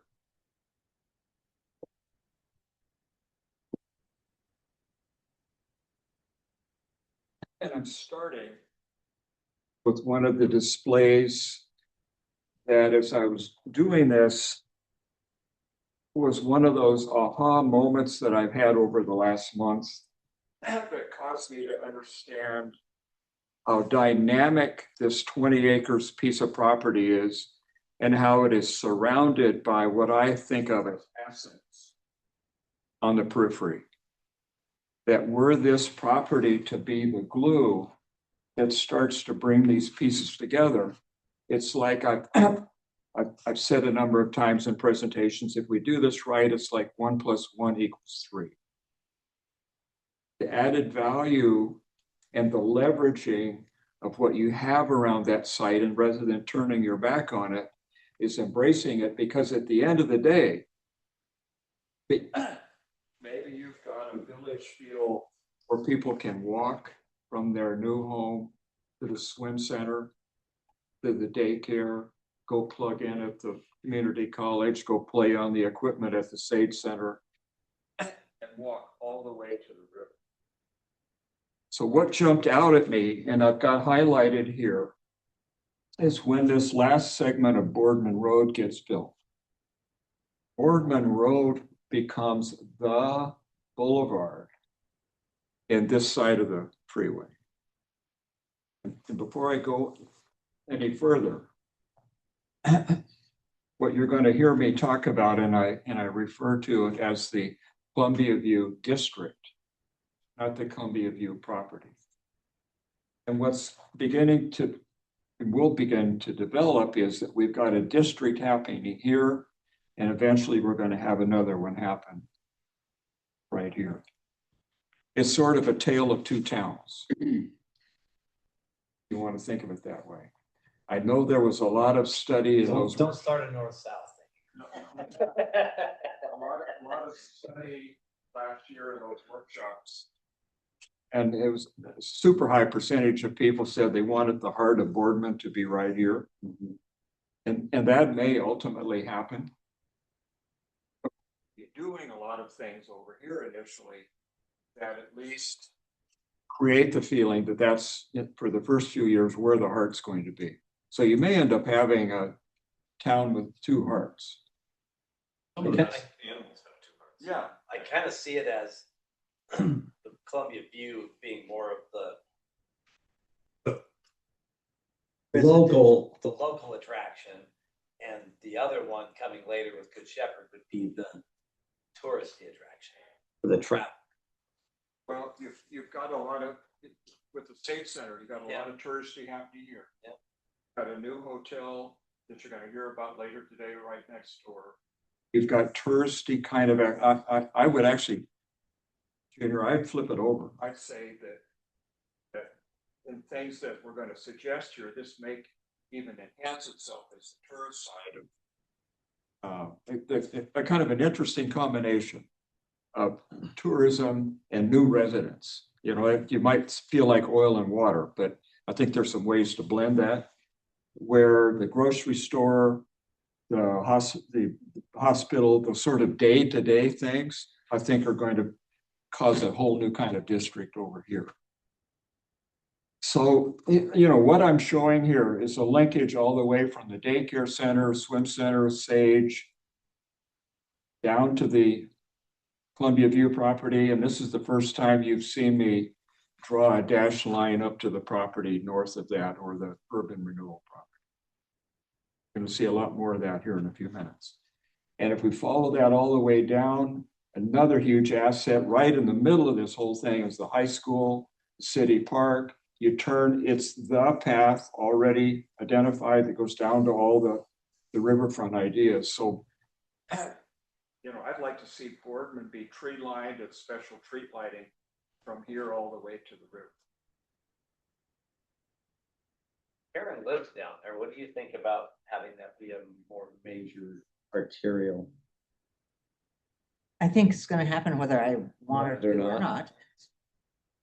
And the only reason I'm asking is because When you use the word arterial, that sort of pictures a lot of automobiles. I see it as a pedestrian. A walkable from. yeah, because it's not real wide. I mean, I go down all the time and it's very, very narrow with the on-street parking. Yeah, I don't think we're talking about like a big commercially kind of thing. That was more like a residential boulevard that connects. Yeah. Good. So this literally is, and you all know it, it's the colored in area of Columbia View that city purchased. Which way is north, Gary? Straight up. North is always up here. Okay, great. I'm just making sure. I think this is about 17 or 18 acres together with the rest of the city property puts it at around 20. And so I cautioned you that I'm going to be spending a lot less time talking about that and a lot more time of talking about what happens on the periphery. And one of the first things that jumped out at me was there was a whole lot of developable property, it appeared, without knowing too much more about it, in and around this property. So that sort of lit up all of my thinking and study and working over the years to say, it's kind of like if you imagined a whole apple pie and you took one slice out of it and put that slice over here, and then all of a sudden put the slice back in, the whole pie feels complete now. And so almost all of my work over the years of big and small and all over the place has been in what is termed infill. Definition of infill means that there's a blank piece of property and it has neighbors all the way around it. The piece of pie analogy. You take out that blank piece of pie, there's a blank there waiting to be filled in. Infill the pie back in, all of a sudden the pie makes sense. And so I think of planning that way of say, take my blinders off and how do I become good neighbors and friends and leverage the advantages of the assets that are close by. And that's all the way back to that first chart I showed you. Do you know how many acres Port View's apartments down there? And so it's. I think it's 9. It's 9. Okay, so 20. I would say it's about that. I think it's 9. So 20 gives us quite a lot to think about. So you're getting the picture now that we started from the waterfront to the daycare center, and I'm starting to zoom in. And I'm identifying these really important neighbors to the property, the school, future Catholic church and fellowship hall, swim and rec center, daycare, safe center. Carla and I sat down one day here a few weeks ago and went around every one of the periphery properties. Just so that I could get a feel for what was the intended use, if there was one, who might be behind it. And what I'm handing out is something that's already up here in terms of a map. But we just arbitrarily, from the beginning, started with the Sage Overflow parking lot. We called that site number one. What you'll see in the map is what I've got up here, and then I've got a listing of every one of those 1 through 18 properties, and I don't necessarily need to go through all of them, but it identifies what we know about the edges of the property. And pretty dynamic in terms of development, more of a tourist nature, potentially along Front Street. We're going to see something about the hotel here in a few minutes. Some major opportunities along here. I think with the Catholic Church, and I haven't been able to get my hands on any kind of projection of when that might happen, but that will be a significant activity that happens right in the middle of what we'll call the Columbia View District. I do a quick check-in. Yeah. I presume you two know about each of these parcels, sort of the plans for each of them. I want to check in, Karen might because it's in council, but like Bobby, Jamie, Ricardo, I don't know that it's always common knowledge. Like as we go through 1 through 18, there are plans for a lot of these different parcels. Yeah, I think last meeting we covered A whole bunch of it. just of it. Yeah, I should have paused there to see if you had it. Feel free to interrupt me anywhere along the way. I kind of get rolling. Well, can I ask, is one of the streets we're just doing, the alley, does it go through the Catholic Church property? It does- adjoins. It's adjacent to it. It's right here. The Catholic Church dedicated, I want to say 10 feet, and then the city dedicated 10 feet. But is it are we building it through there right now? It's, Yes, yeah, it's part of the project. already cut through. Okay, that's okay. It's cut through. Yep. So they kind of have two pieces of property now. No, Nope, they don't own across the other side. so their 10 feet was at the southern edge of their property, and the northern 10 Would I feet. be correct right here? Yeah. Yep. So it doesn't go through the Catholic property, it goes along the southern The edge bottom. of the Catholic property. That's what. Because when I seen that street, I wasn't quite sure.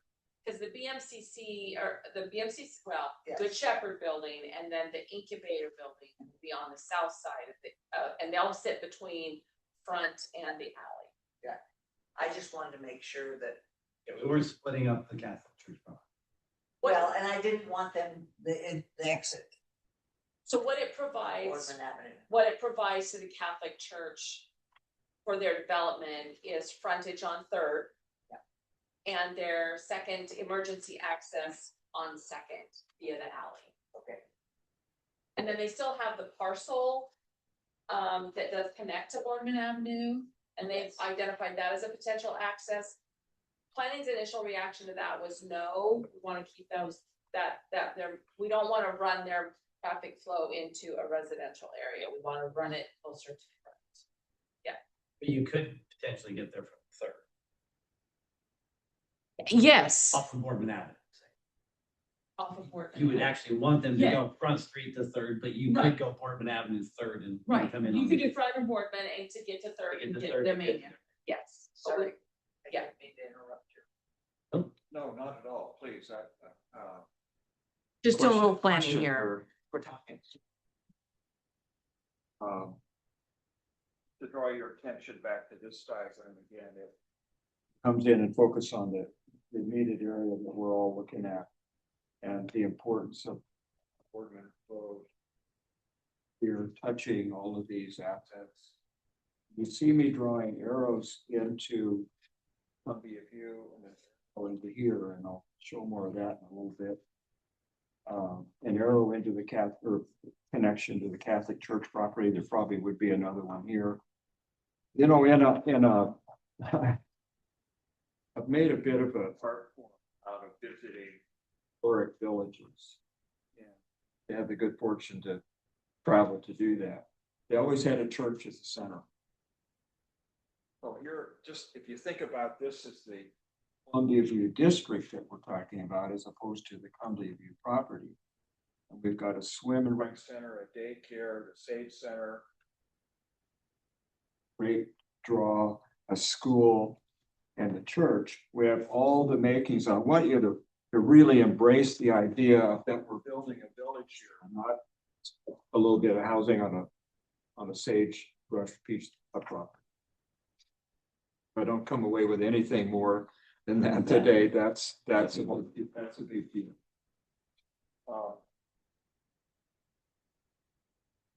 Along the way, and I wouldn't normally, present this. And I'm presenting on cardboard today because I want you to know that this is, 1 week off the drawing board. We'll eventually do PowerPoint shows and have big fancy drawings, but these are things that I literally work with daily right now when I'm working on this. And again, working with Carla and Junior, I was able to get the construction information I needed from all the roads that are about to be built. Now, Carla will correct me really quickly. You're going to see some planning ideas I have where this piece of alleyway that's about to be constructed might want to continue on all the way through to 4th. Right. All of this stuff is fresh with a paintbrush and not being firmly decided. When I mentioned, from a development standpoint, from a topography, there aren't a lot of issues in through here, even though the site drains in both directions to a low point here. When it gets down to Olson, you're all familiar with this shot. That's an issue. And one of the ways that thinking about it, and it actually got portrayed in the layout that a collaborator of ours worked with the city to help them determine whether to build the property or not. And I collaborated on a design idea where we build a new platform at the elevation of the sidewalk of Olson and create new real estate. Because right now we've got activities happening along the east side of Olson. They'd be a lot healthier if we had some other activities happening along the west side of Olson. To do that, we have to build a platform out here. And guess what happens? With a little more excavation, we have the ability for a ton of covered parking that would serve both this retail as well as activities and some of the things I'm going to show you here. All of that? Especially if you do covered parking with solar panels. Yeah, it'll be a whole bunch of things.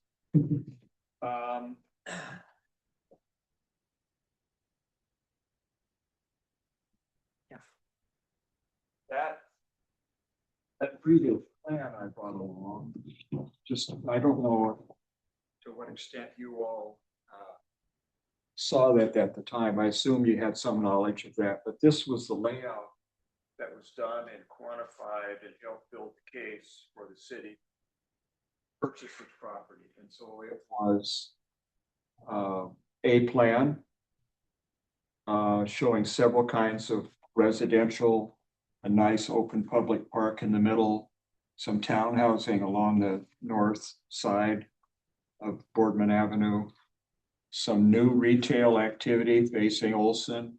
And then it's kind of if you think of this as 2 layers here, then it was showing maybe like food carts down at the lower level, and then a series of steps down to the kind of focal point of this layout. Just as a reminder, this is an old plan that was done in part to help the city decide whether or not to buy this property. It was just a what is possible. No, but I think Bob Dahl is the one that did this. Gary did this one. Bob had a previous One that looks like that? Yeah, it was similar, not exactly that. Well, I just was thinking that if he comes and you're using. It's not his. Whatever. It's not his. But I just don't want to. You'll see another drawing the next thing I pull up. You'll see here. But Nate makes a really, sometimes I rely on my own assumptions and I have to make sure that I'm bringing everybody along. This was done just for the purposes of being able to quantify that you could get this amount of housing at this amount of either rental or for sale number that justified the city spending the money they spent to buy the dirt. We're forget it. So how many residents or things did you have That on was it? about 300 and change of different kinds of housing.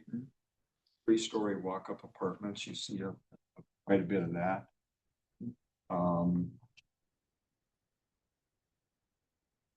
Now, at that time, well, we were making a strong connection right here back towards the Sage Center. Already this plan was starting to recognize that maybe there was some symbiotic relationship between what's happening over here on Olson and the other side of the street. That was a pretty, but we weren't really suggesting linkage in any of the other directions. So, a bit of a drum roll now.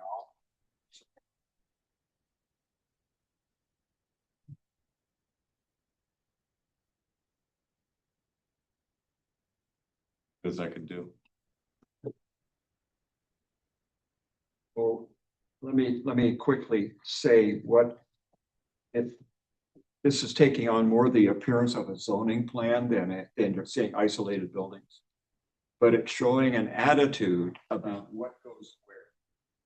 The how we do it and what it looks like is a few weeks away.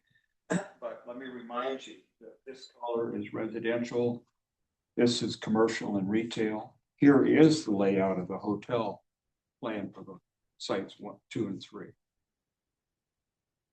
Green is a big park space in the middle, colored in these assets. Let me pause on that. Any clarification or comment on that organization? I'd like to think that it's starting to look coherent and starts to tell a story that there's housing built around the public park. It starts to be touched with some retail. It's being banded appropriately on these edges by more commercial and retail activity. This suggests some smaller retail kind of village itself up at the elevation of Olson Road, and then we come down this large, wonderful cascading stair down to the residential neighborhood. Only question I have is, so this rendering, there's no implication of what would be north of Boardman Avenue. Is that due to the space that's not? Oh, never mind. I got ahead of myself. Don't do that because I got ahead of myself. I didn't see it through the magic. You and I talked about this. Then you got that way or what? I told you at this point you were supposed to setting them up. You were supposed to ask that question. You're Barrel through the door. feeding right into his. There it is. Good job. And there it is. I don't think you could have made Gary smile.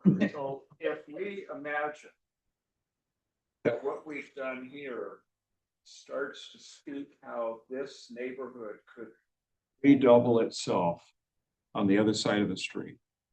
I want to caution. This is the first time anybody has seen this. It's the first time Carla has seen this. This isn't the end. It's not the beginning of the end. As Churchill said, maybe it's the end of the beginning. We're going to have a whole lot of more options to look at, the more feedback that we get. All my moves going forward now are going to be very much dependent on somebody texting me, emailing me, calling me, and in meetings say, what about this? So I can't help myself when I'm thinking of something in a larger context and what it might be to show how might that lay out years from now. And hopefully what it looks like is something that when part A got joined to part B, it felt like a complete village neighborhood. Those green spaces. Big park spaces. And that's Columbia, the street at the top of your is Columbia. No. Yes. Yeah, that's Columbia. And Olson. Olson. Fourth, where I will jog over. Third. Fourth is going through. I mean, these are all assumptions. Even some of these things down here are assumptions. I could have just as easily had a diagram here that showed residential going all the way back to Columbia View. That's worth discussing at some point.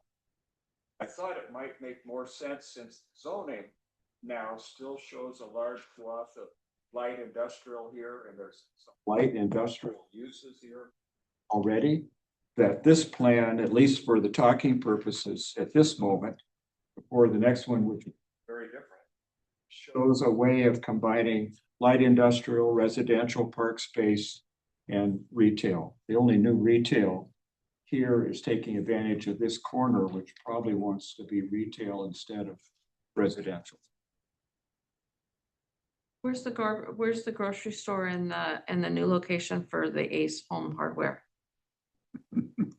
Wherever we end up thinking it's the best place for it to be, there's a lot of potential to answer that there, here. That can be combined into one grocery store. That's the kind of question that will help inform the next answer. I haven't started to think of any of these as being a particular use yet. I'm saying this is suggesting that some kind of commercial retail in blue happens here. It could just as easily go all the way up Olson. There will be 8 or 9 or 10 more versions of this plan, but we all as a group decide that's the one we want to hang our hat on. So when do we start talking to the cemetery district? Brandon has tried. It's gonna take some real concerted effort. My understanding is, and I've not talked to them, but my understanding is they have no intention of doing anything other than continuing to lease the land at an undervalued rate. And not making improvements. The whole thing, That whole thing, the cemetery owns that whole northern part. all the urban growth. They own Or, I mean, the URA. They own all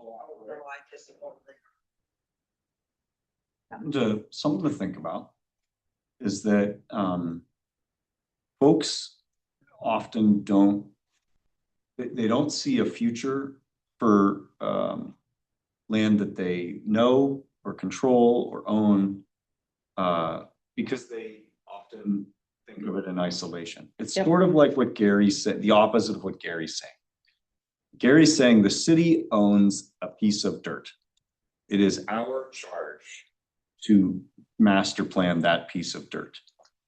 However, this district, this Columbia View district, frankly, is a better asset for the city if it's all thought about in the contexts of everything, right? You have an asset that is the high school. That kind of feels like it's far away. It's not. It's like a couple blocks. Sage Center's right across the street. I would contend that sometimes folks who have not been part of a larger visioning strategy, when they are invited to become part of that strategy, they'll bring some very real concerns and very real challenges about land, but they will start to participate. That's why I brought it up. Mm-hmm. And Karen's probably the only one here besides me that remembers, but Ace Hardware was there. Really? That's way before my time. Yeah, It's where the CID building's at now, used to be. Yeah, that building Hardware. next to it used to be. It used to be Really? Ace Hardware. Yeah. Well, it was an Ace Hardware, but it was a hardware store. Yeah, it Wild was in a Bill's. lumber yard. In a lumberyard, it was Wild Bill. Yeah. So this is, as Gary keeps pointing out, this isn't real. Not really much of it is real. But it's The roads in the hotel are. Thank you. Okay, what I really like about it is that he's thinking of a vision that we're not thinking. Yeah. And that's how visions start, is you draw something and you go, man, you got a lot of park space there, I can't afford that. But anyway, I mean, and like I say, you drag the cemetery in here sometime or another and say, have you forgotten that when we formed the North Urban Renewal, that you were part of that? I mean, they took a lot of that property. Everything but the cemetery and the expansion area is in the North Urban Renewal. Right. Oh, yeah. So. We're gonna eventually, like you say, this will change probably 20 times. But we'll eventually need to be having a really strong conversation with them. Because a lot of that is crappy looking stuff.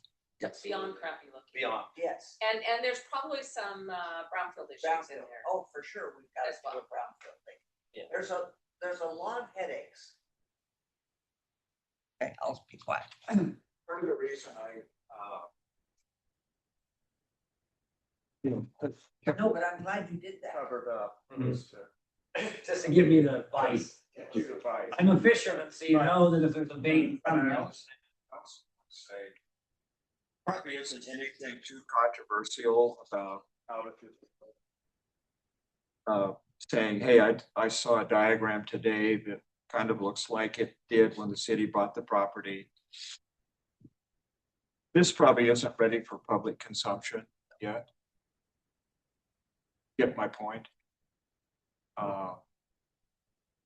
It's making some presumptions that are beyond the collective group, including Carla and Brandon and Stephanie and the whole group, to say, well, we've been, steaming behind the scenes, and now we're ready, to share that.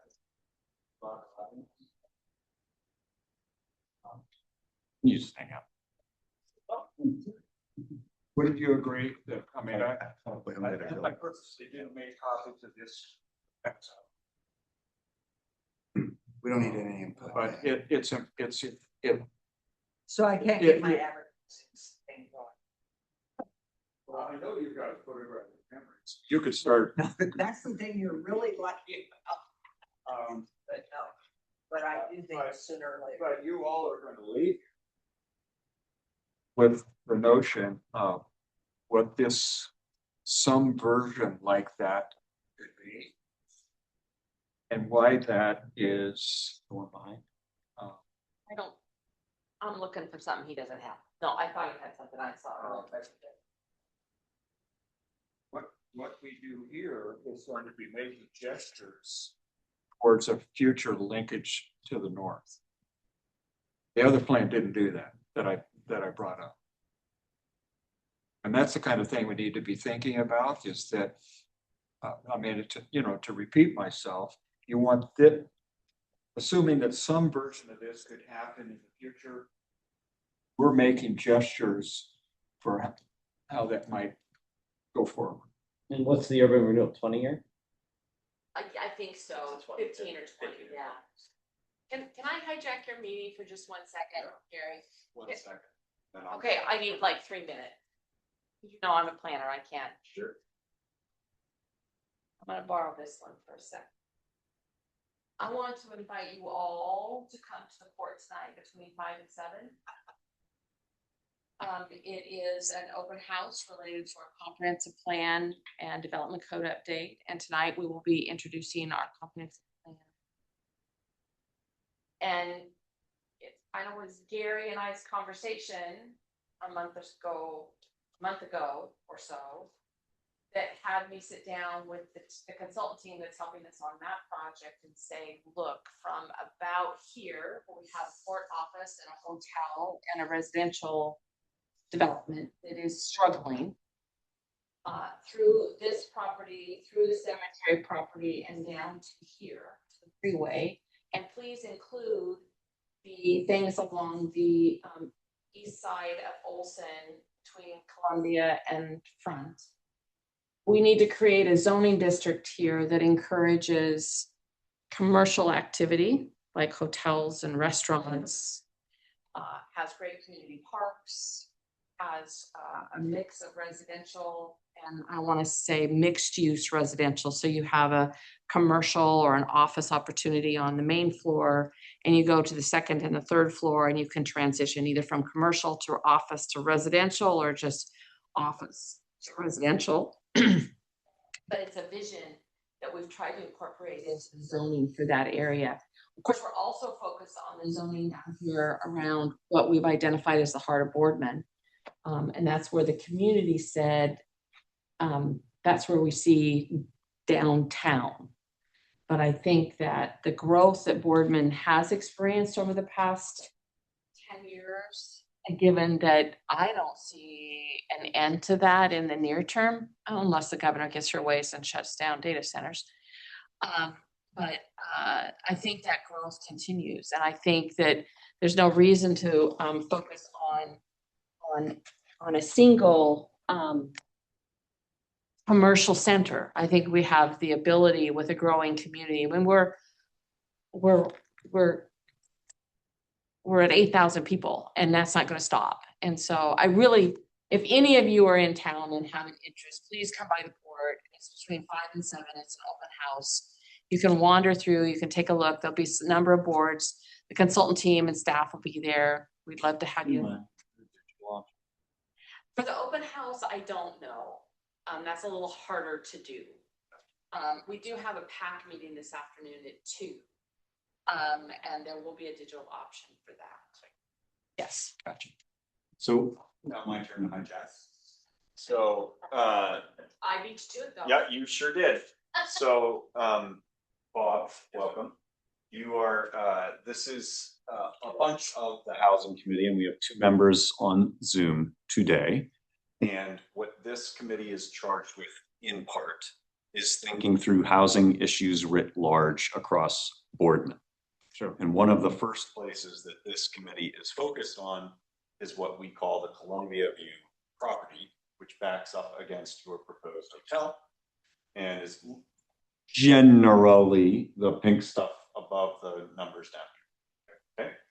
And so what Gary was just walking us through is like the, you know, the it's even before a first draft. It's like the -5 draft, right? Of what could a vision be for a larger district? Of course, the site that the city owns is roughly this. Right. But Gary, who is, you know, the consultant and architect we've hired to do this work, is like, look, we are surrounded by assets on every side. Some of them are built up assets. Some of those assets. City owned. This is city owned. Okay. Yeah. Some of this is city owned. Lots is not. But back to this drawing, the high school, the future Catholic Church, these are all contributors to this property and vice versa. Sure. And the more we leverage off of the assets, and I'm thinking from a pedestrian way, and then, you know, Boardman goes through here, past the high school, and eventually all the way to the water. He's pointing at stuff we can't see. That's okay. So he was describing Boardman as. So on that plan that you Sure. so right behind the hotel, there's a green space. What would that? Up in here? Yeah. So again, this is fuzzy, it's fuzzy guys. Orange is residential. Okay. Green is green. Okay. Park space. Blue, commercial. Okay. Light industrial is purple. So that would be a pedestrian walkway to a park. Yeah. So, no, but again, this is like, I wouldn't get hung up on what goes where. I'm just trying. Yeah. My hand around that. Sure. Yeah. But now, what's your first year? Well, sure, and you don't have to stand up. I was thinking about the traffic. The road is a proposed hotel. Is that what we're talking about? Potentially an hour. It's my notion of extending the alley that the city is about to build and stub out at Third. Okay. And if that kept coming, you see with this bigger piece of property, and I'm making some other road assumptions. Excuse me, I'm down here. Right. But, you know, I've got to get some vehicular circulation going. I'm kind of imagining if this alley, you know, you might be able to use that as a servicing layer for your hotel as way as beginning to access some parking for this residential. I don't think the city would be happy about parking on the street, so I don't, that's probably a good idea either way. But in terms of having housing, What color is that? Housing's orange. Orange, red. Orange, yeah, I was gonna like, okay. Orange and red. Yeah. What kind of housing are we thinking? Single family homes, multiple? We're talking more multifamily, either walk-up apartments or townhousing or in that it's in the kind of urban zone of Boardman as opposed to being more on the periphery. We'll find that the housing here will be one or more kinds of multifamily. Okay. It's currently zoned multifamily. Okay. So, and as we do our zoning project, and kind of move through this, we're probably gonna retain a higher density factor in this Yeah, area. I mean, that's what my next question was. So, and the lot size, any idea? Well, I think when you look at a multifamily, lot size becomes irrelevant. If you look at putting single family in that multifamily, I think you're looking at a lot size. Karen, take a breath. I think you could get down to 35 to 4,500 square feet. Yeah, and this, I mean, so. It's cosmos. Yeah. And if it's, well, in cottage cluster though, but cottage clusters are not usually individually owned lots. Yeah. Not usually. Yeah. The first time we've mentioned cottage cluster, other than I showed reference to it on that numbered sheet. The area that we're looking as a starter one in the near future potentially is right here. That's where the skate park currently sits, for if anybody needs a reference. Yeah. None, as I said at the beginning, like none of it's real. No. It's all just very preliminary And to start thinking. Yeah. So welcome to the Housing Committee. Thank you. We meet every month and Brandon had asked if it would be okay for you to come in and tell us a little bit about your projects. You were. Right, so we have this hotel going. Can you introduce yourself? So my name is Bob. We currently own the Sleep Inn on Front Street. And then we're gonna be on the other side of the street with the next hotel. So that's gonna be a. Wood Spring Suite. Yeah, it's an 84 unit. Extended stay. Three-story. Three-story. And our intention is from a conversation.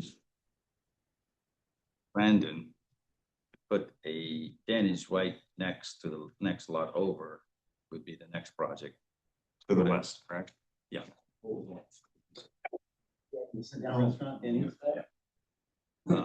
And they usually are open 24 hours. I don't know how well we do with that, but they.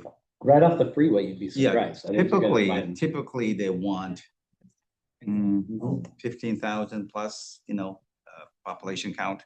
But I think we can. Well, when you take the city of Boardman population and you add the workforce population, we're not very far. Yeah. So I think it's one of the partners that owns Denny's over in Hermiston. So we can leverage that. To do this. Which is kind of a rough area in Hermiston. Right. To get, it's the location there. It's a little out of the way. It is. I mean, I see it potentially at some point growing up in that area where it would work. But right now, it does good. Yeah, he does pretty well, actually. Yeah, It really complements the hotel that he does. Yep, and I think you also have the Walmart distribution center, which helps a lot, which so with the port And facility. it's gonna be and this- real close to that 200 plus space RV park Yes, that's yeah, going right, in EOT. at EOTech. Yeah, well, that's a contentious. Yeah. I'm just saying, it's kind of a captured audience that will want and need food service. at some level. And I did talk to Brandon about, maybe next phase would be housing for us, as close to us. We'll have people there, the management would be easy for us. And we like working with City Boardman. Carla sometimes can be really tough. It's okay. Karen will be glad to know that I'm kind of tough. Yeah, she's not, she's really tough. She's not kind. But we've managed, get around it. But yeah, we have liked our presence in City Boardman. It's good to work with and see a bright future actually for City Boardman. And partnering with us, obviously. Well, you're still here. That's a plus. And I'm planning on doing more stuff here, so. Good. How can we help? Well, so I don't know how much you know of what Brandon had talked to me about. It'd be Brandon's also He's sitting He's right behind you. You may not want to do that. So I know city of, conversation with Brandon, city of Arlington had attracted some kind of business to come in with some, what's the grant, Brandon?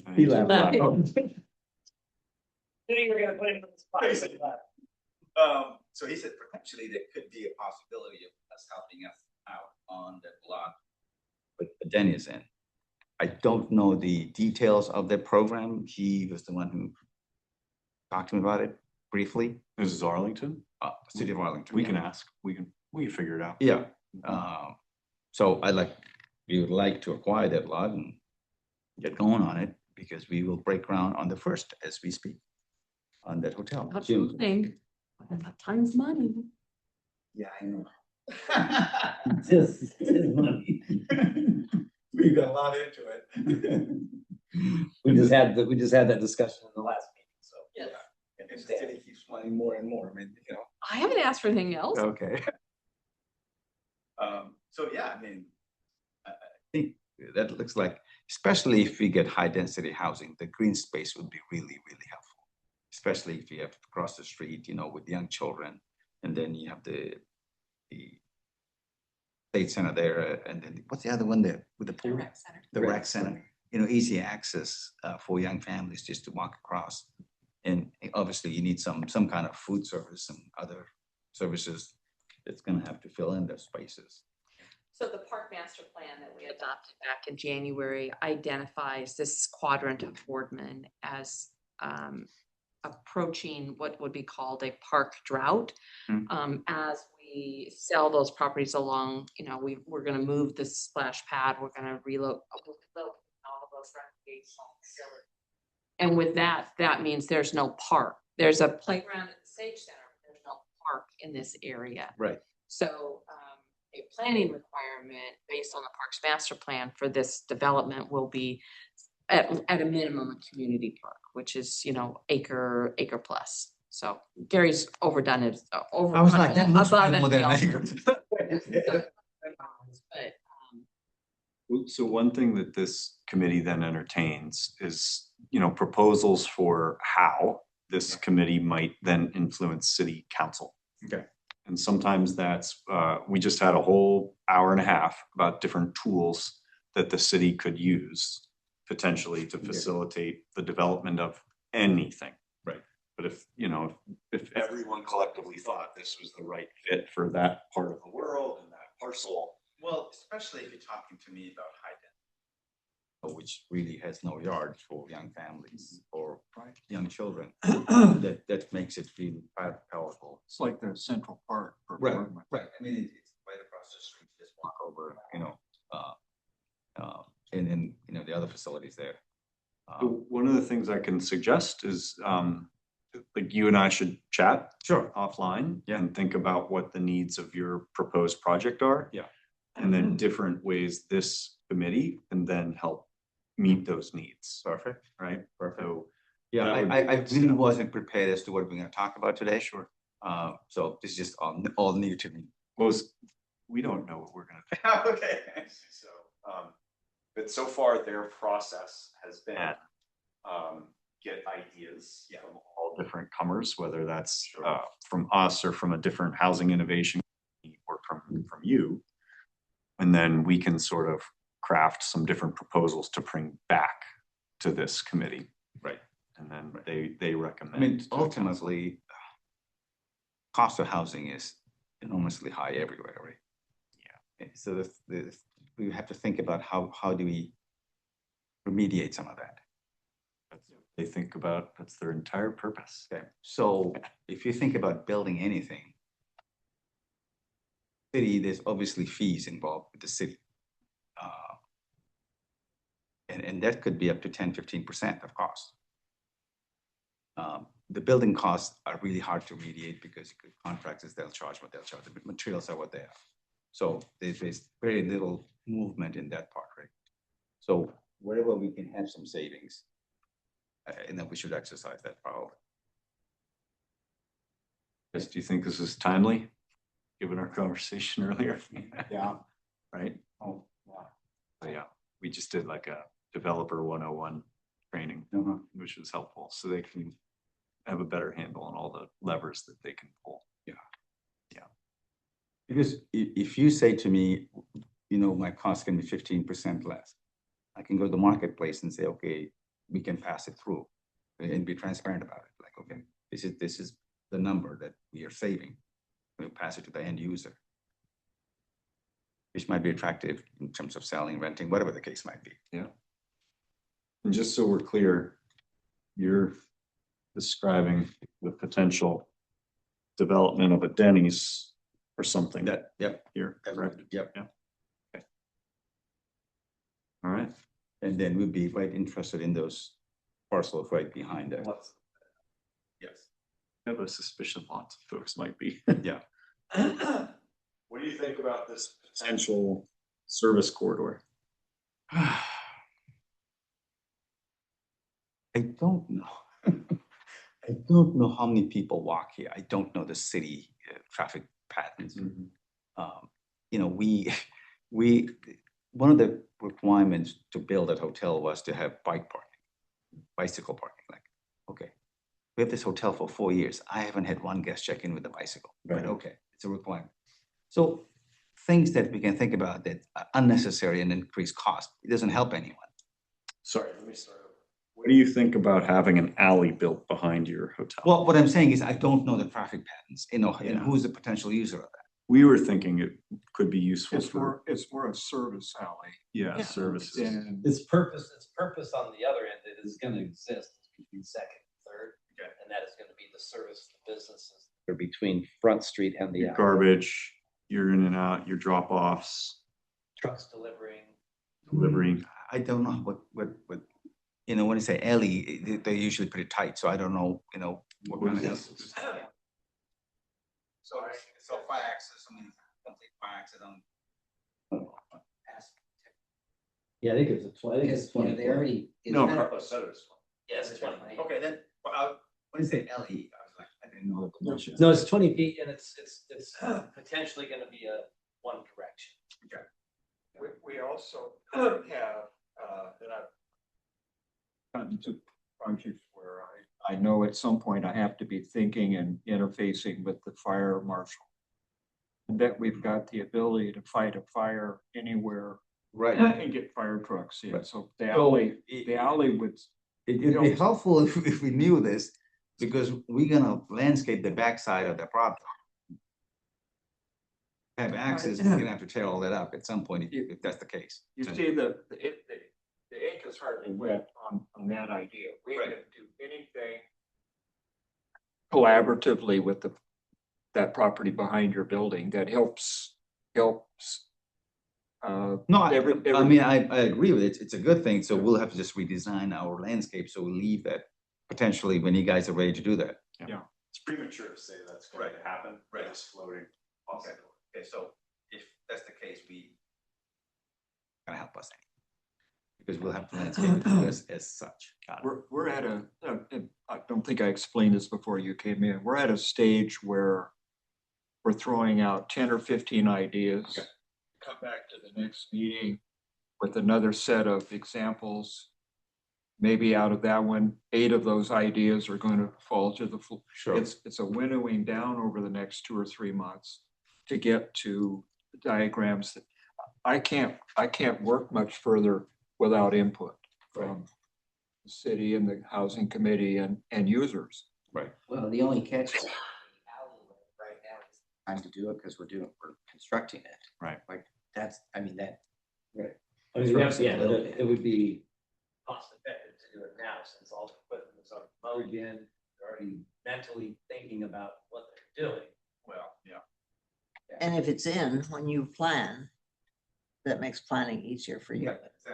Yeah, I mean, we won't be doing that until landscape part at least May of next year.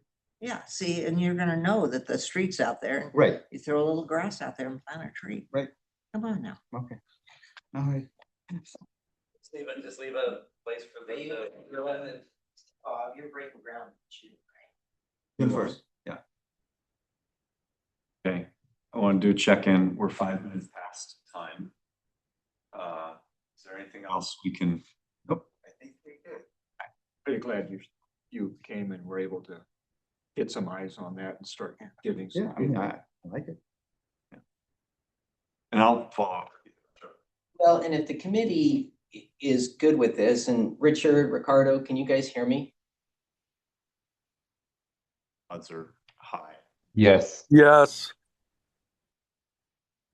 The one thought that I had was as more people come in interested in this, because it's so connected to the housing, my thought was having the developers come to you guys. I mean, it doesn't happen a lot, but the last time we had a pitch was the tire thing that went to the council. It would have been nice to go to you guys to hear that, to kind of vet the idea, and again, take like, hey, yeah, what do we think about this? How does that fit with our long-term? Because we have 4 lots over there. Well, and that could have been handled way better. I mean, correct. If we had done that, and because we could have said, well, maybe there's a lot over here that would work as well. Correct. Instead of just making him feel like no was the answer. Totally agree with that.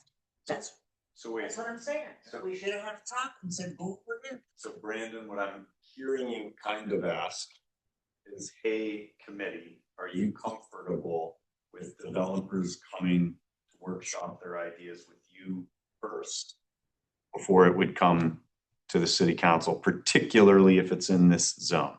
Yeah, specifically in there, because you guys are directly connected with what we're. Yep. Is that, I'm hearing that right? Yep. Okay, what do you think, committee? I think that's a good idea. Because of his example, for sure. Bobby, Jamie? Yeah. Yeah, agreed. Ricardo, Richard? I think that's a good idea considering we're gonna be the ones that have to deal with it long term. Yep. Sounds good to me too. Okay, I think you got a thumbs up. Cool. All right.